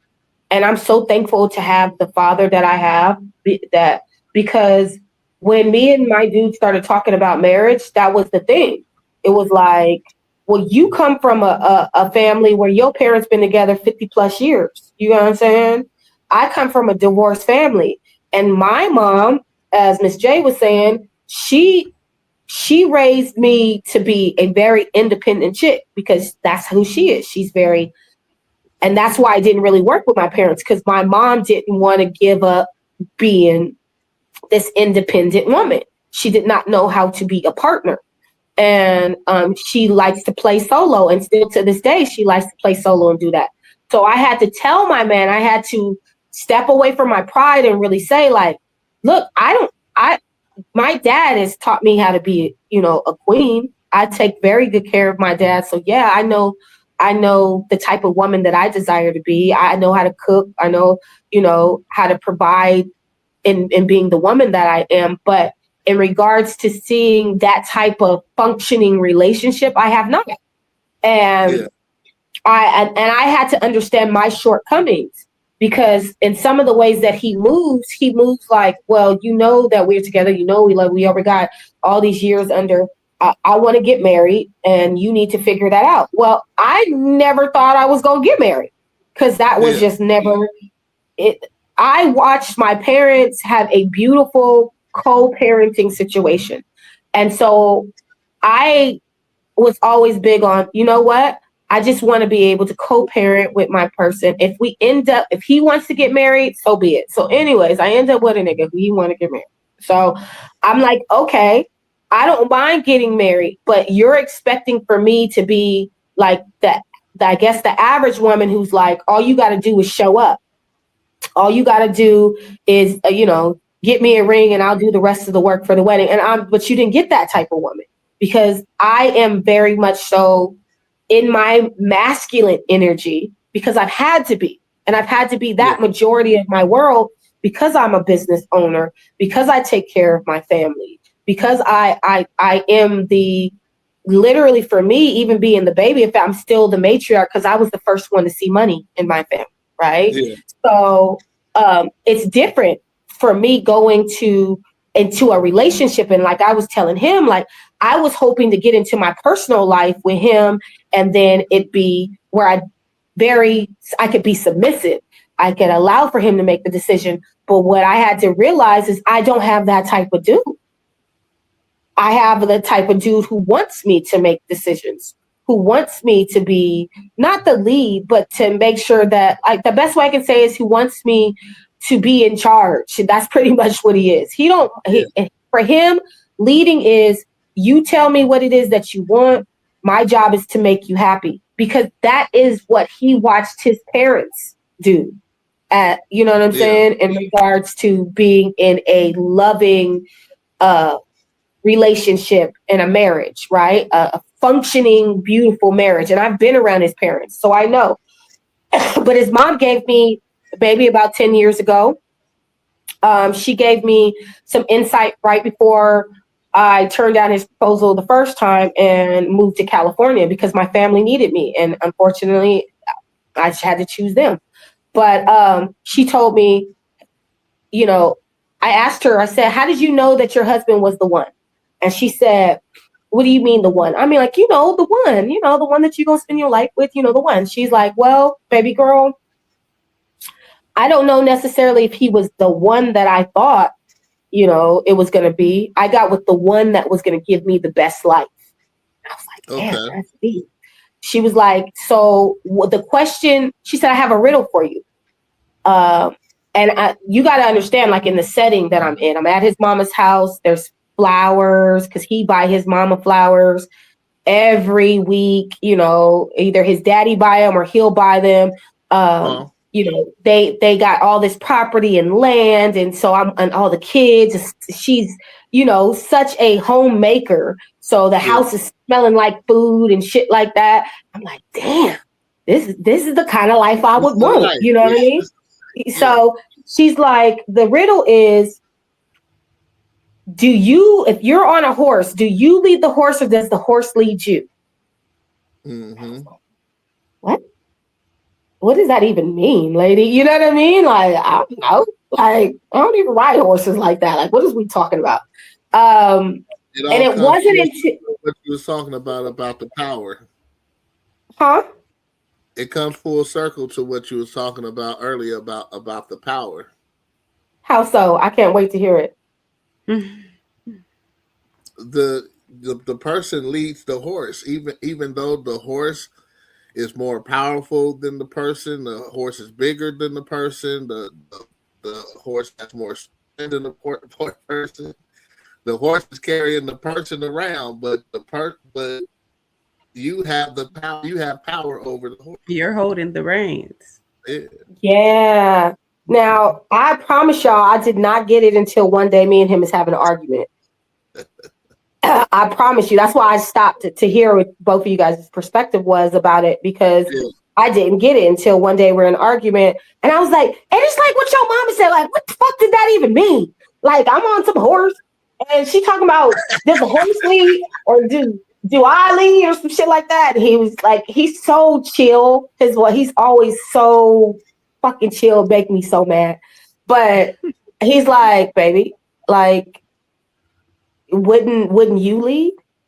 I was like, what does that mean? What do you mean when I lead? And he pretty much said what Miss J said, like, you have the reins. Yeah, you're the one with the direction. The horse is the power, like you said, but you got it. He said it's just like a car. Yeah, the car is prepared to take you wherever you need to go, but you got to drive. You got to drive it. I was like, oh yeah, okay. So then going back to the relationship, especially with the picture, like at this point, I'm like, okay, what direction am I going in? And then how does that balance with the man that I have? Are you saying that the man is my power? Are you saying that he is the one who he's the car and the vehicle? And then as the woman, my job and my role is to then make sure that we're going in the right direction? Or is it that the man is supposed to be the one who's leading and directing where we're going, and I'm supposed to be the car or the horse, and the power in this situation? Yeah. I that part of the riddle, I still don't know. So I posed the question to you two. Well, that's where, to me, I have yin and yang, like the balance of the earth and the teeter-totter effect. Sometimes you're gonna have to lead, sometimes you're gonna have to let him lead. It just goes back and forth. It's never like equal or even. Because both can lead. I mean, the horse can lead itself, and you can also hold the reins to lead the horse, but the support is where it comes in. Both, you always going to need this support. Well, now that I own horses and have a ranch and all that other shit, I know a little bit more about horses, and I will say a horse will just wander if you don't Yeah. give it direction. So Yeah. you do need to make sure that it does know where it is going. Otherwise, it'll go wander and then it'll just come back home the way Yeah. that it's where that's just how the horses work. They'll go, they'll roam the property, eat what they want to eat, do what they want to Just do, play like with the each men other. be out there cheating. They Yeah. go home and they come back up because they ain't got nobody taking the They ain't got no reins, man. direction. Yeah, they ain't got That's no true. direction. Mm-hmm. So, Miss J, let me ask you this. When you see this picture, what do you think? What do you see in this picture? When I look at the picture, I see more like he's leading, but she's happy for him to lead. Okay. That's what I see. I see like he's going in the direction and she's following, but I see the little rose and she looks awfully happy to be carried along. So, okay. You mean dragged? Because literally he's dragging it. By motherfucking hair. But yeah, I'm with everything else you said. But like I said, he ain't carrying that bitch. He definitely is like, he looked like he smacked that bitch over the head and said, "Come on." And she said, "Oh, God, it's so awesome. Where are we going?" And she just, "Does he love me? Does he love me not? Does he love me? Does he love me not?" With the damn flowers that she got in her hand. Right? And he's like, "I need somebody to make my house into a home. So you need to come with me." Yeah, I just wanted to hear your perspective. We've heard all different types of perspectives around here, Dallas. Yeah, around the United States. Around the United States, we've heard different perspectives, but I think your perspective is the more basic of what's happening here. The most logical of like, yeah, she looks happy. I mean, clearly there's a heart over it. So he's doing what he needs to do, and he's the muscle, like you said, he's the leader, and she's just happy to be dragged along to whatever he got going on. And I think that a lot of times that's how men think that women should be handled. Mm-hmm. But I think in the era of the woman that you have now, especially with Miss Independence out here, and I need to be a strong Black independent woman, they don't understand that hit us as hard as the feminist movement that the white ladies got popping in these streets, because now we are so willing to be by ourselves before we're willing to try to figure out how to work it out with somebody and to be someone else's partner. And that would be the reason, when you don't feel that anything is going to last, then you have to choose yourself. You have to choose yourself. You have to be like, well, I don't, at the rate that this is going, and I see this person in their relationship and this one, and nothing is working, I have to be able to work for myself.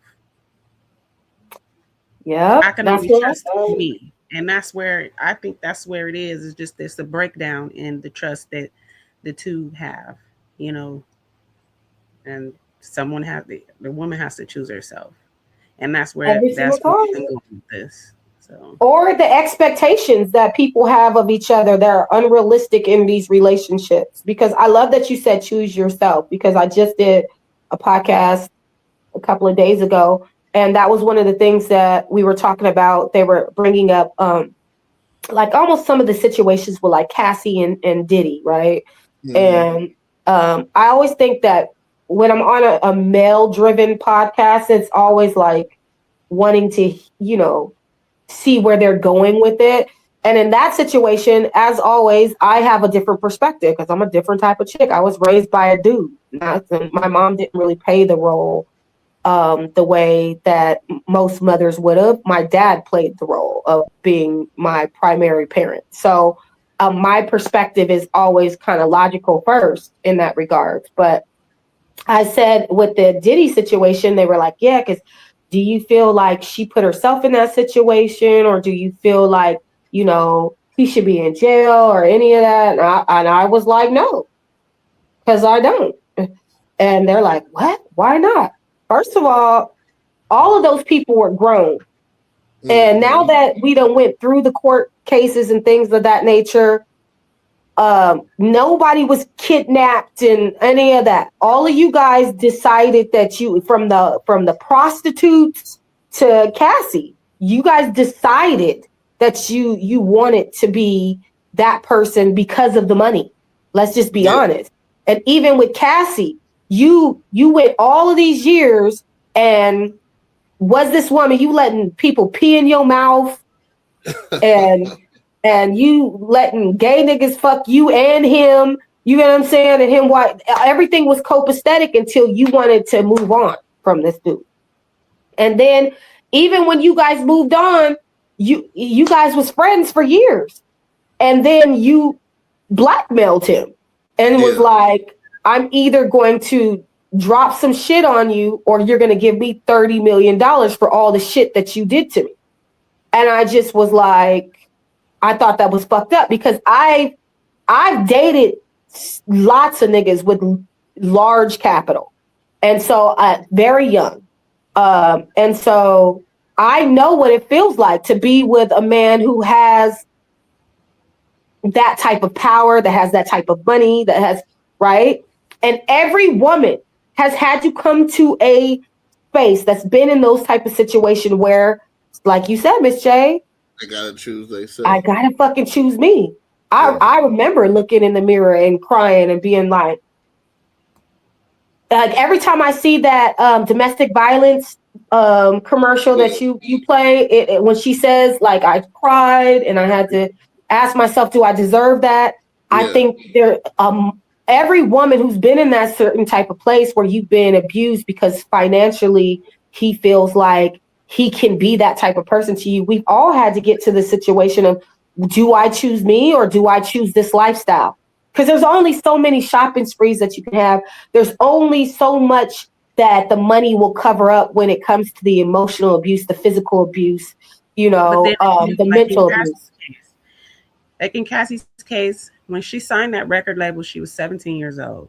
So for you to be that young and then be with a man who's already experienced life and has so many women and has such a big dad that he has, you know, I don't want to call it grooming, but she didn't have the right mind. She'd been through nothing yet. She had though. That's people are in that. Then you got to watch the case, because that's not the truth. When she first got with Diddy, she was already with an older man, and she solicited Diddy. That's how her and Diddy even got close, because she had made a tape with another grown ass man and asked P. Diddy to help her to get the tape back from the grown ass man. So you're not talking about an innocent woman who came into the situation and did not know, you know, what to expect. No, she seen it come up, and I'm 17. By 17, I was on my own too, and doing my own thing, which is how older men got access to me. My first dude was 8 years older than me, you know, and then the next one was much older than me, you know, so I get it. But when you hear the totality of what their situation was, it wasn't a grooming situation with Cassie. It wasn't. That's why I didn't want to use that word. I didn't want to use grooming. I get it, but I felt what you were saying. The mind of a 17-year-old is not all the way there. It's not all the way developed. Like you said, your man was 8 years. My man was 15 years older than me at the age of 18. And I had no idea what I was putting myself through, what I was getting myself into until many years down the line. You know, so it's like when your mind is that young and you're dealing with somebody whose mind is not as young as yours, you know, it's like the manipulation is there. It's always there. I think it's the manipulation, though. I just want us to be honest about the manipulation is on both parts. She knew what she wanted and he knew what he wanted. Now, I do agree with you in the age difference, but because, like you were saying, you dated someone older, I didn't feel that way. with my dude who was 8 years or damn near 20 years older than me, which was the dude after him. I didn't feel that way. But again, my lifestyle, was different because by the time I was 15, I was already making my own money. I was already figuring it out on my own. I was already living, the life that I needed to live, as a young woman. So I think it does become more maturity. And because both of the niggas will tell, well, one is passed on, my first, he's passed on. But even then, till the day he died, we talked, because I was at a different maturity level and a different financial level than most men. So I dated men who were so much older than me because the men that were my age could not compete at that level. Yeah. So I agree. I had to get forced into a situation of like, okay, if I want to date somebody at the same caliber of me and the same maturity as me, then I have to go out and date older. And a lot of us women, when you start talking about when we started dating, most of us started with much older men. So we're not going to act like what y'all saying. Older niggas ain't shit. What y'all saying? No, I'm saying women mature faster than men do. That's facts. That is a biology. Yeah, he was much old, like y'all. The older niggas ain't sounding like they're in a good space right now. Because I think that us women, that's why I'm saying we got to take responsibility too, because us women most of the time prefer an older man because you guys are more established, because you guys have more of the things that we feel like we desire, especially if you have a daddy, because then a lot of us are looking for the same type of care and the same type of quality of a man that a boy cannot give us. You know what I'm saying? So we go to dating these older people. Unless you got your man in college, majority of us ended up with somebody much older than us. And even if now in our age groups now, most of us are still with older men. Most of us are not dating niggas our age. Man, there's absolutely nothing wrong with that. I don't feel there's anything wrong with that. But in some cases, I just feel like in some cases there will be a manipulation on that part, just because there's all kinds of abuse. There's financial abuse. There's domestic abuse. So a lot of that comes into play because when you meet a man that young, and like you said, when you were 15, you had everything established, but not everybody is like that. Not every, oh yeah, for sure. Not every young woman is like that. Maybe she, is not established. So she not only wants, but needs that person, and then you never know, that manipulation could come into play. And it's like, okay, maybe he showed a side that she never would have thought she would ever seen. So now she's like, okay, this is not for me. Okay, if this is not for me, then you about to be out there homeless. That's what you about to be. Yeah. Well, let me say this though, in counter, just being devil's advocate and sharing my own experience, because I do understand that my experience is different. As most women, we all different. We all have had our different experiences. But what I will say is the men who manipulated me was the niggas that was my age.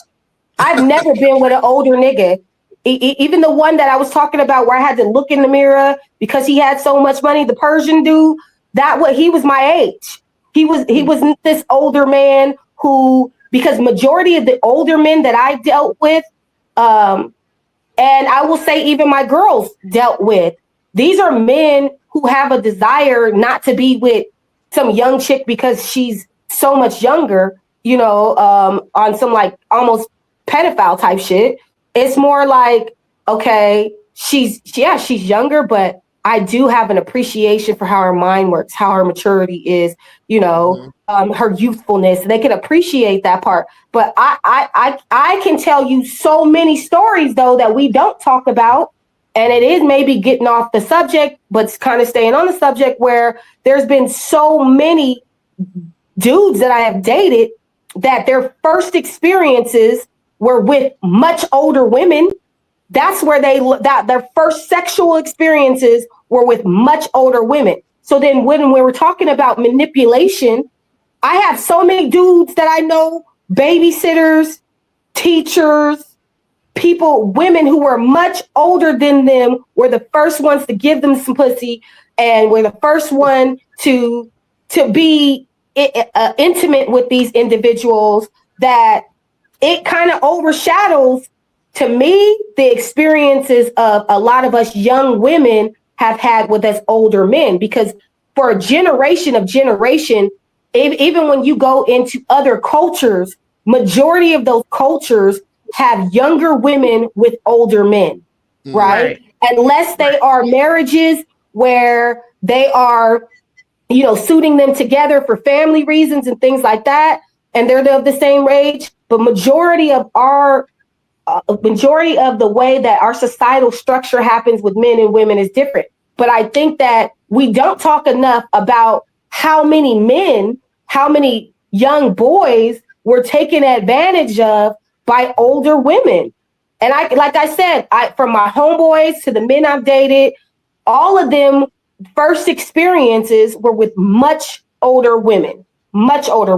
So if we're going to talk about the manipulation that older men have, we also gotta give some of that to the older women, and how they're already sexualizing these young boys before they even have a real opportunity to get with a woman and get to know her and understand her in a relationship format, because that some older woman has already taught him how to hit it and lick it. You know what I'm saying? Like, but we never talk about those situations. We always just leave everything when it comes to the sexual deviances of people on these older men. And we do need to start speaking up on these older women, because it's happening every day.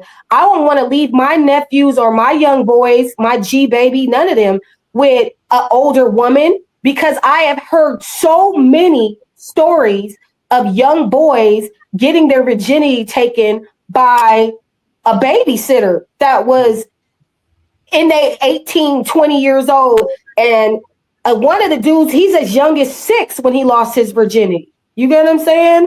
Like, so I just want to make sure that it's not one-sided in that regard.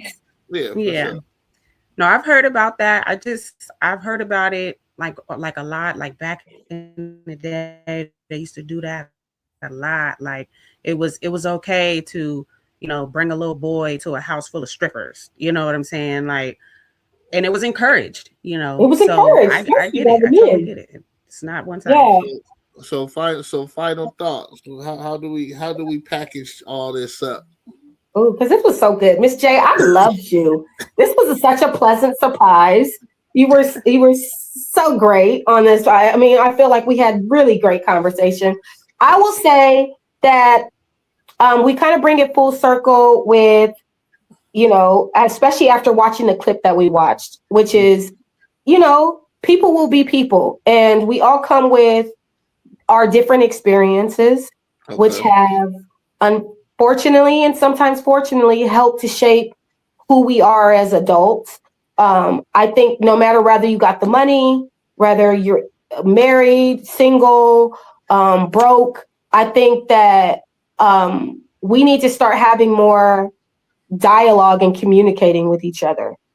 We need to create safe spaces for both women and men to be able to share what their emotional baggages and experiences have been, as well as women. I think that the floor needs to be more equal on listening when a person is vulnerable. And before you're intimate with someone, I think that it's really important that you do have these type of conversations so that you can save that person and yourself a lot of heartbreak and time. That's what I would say. Okay. Ms. J, how would you sum all this up? How would you package this up and put a nice little bow on it?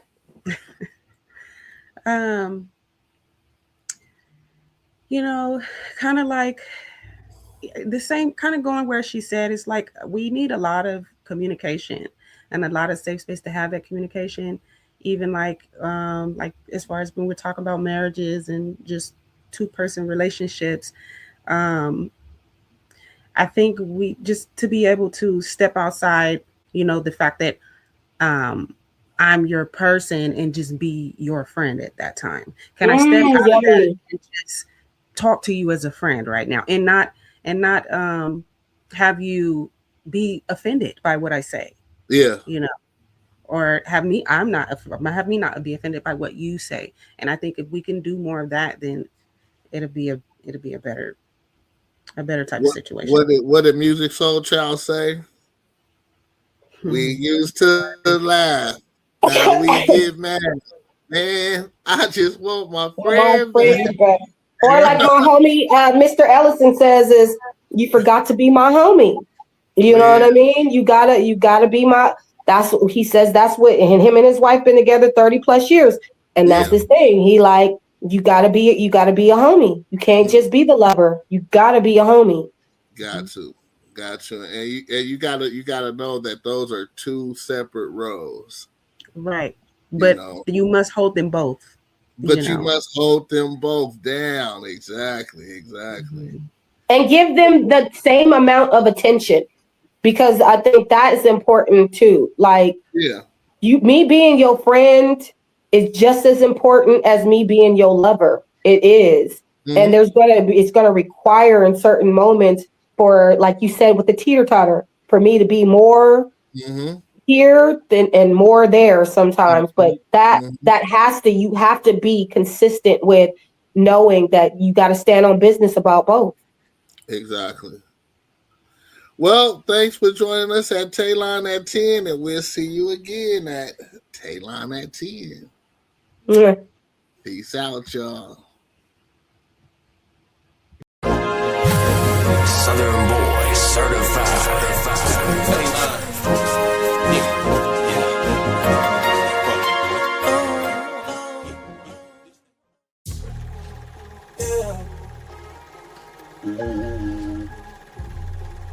I don't really understand why they do this to me. Tired of they roaming, don't say nothing at all.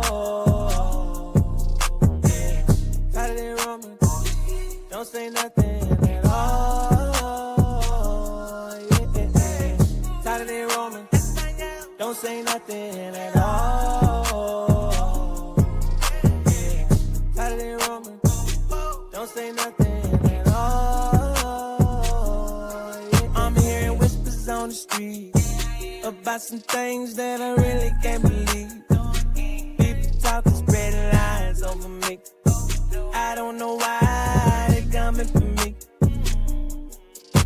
They say I did things that I never done. No. They say that I'm guilty, but I'm not the one.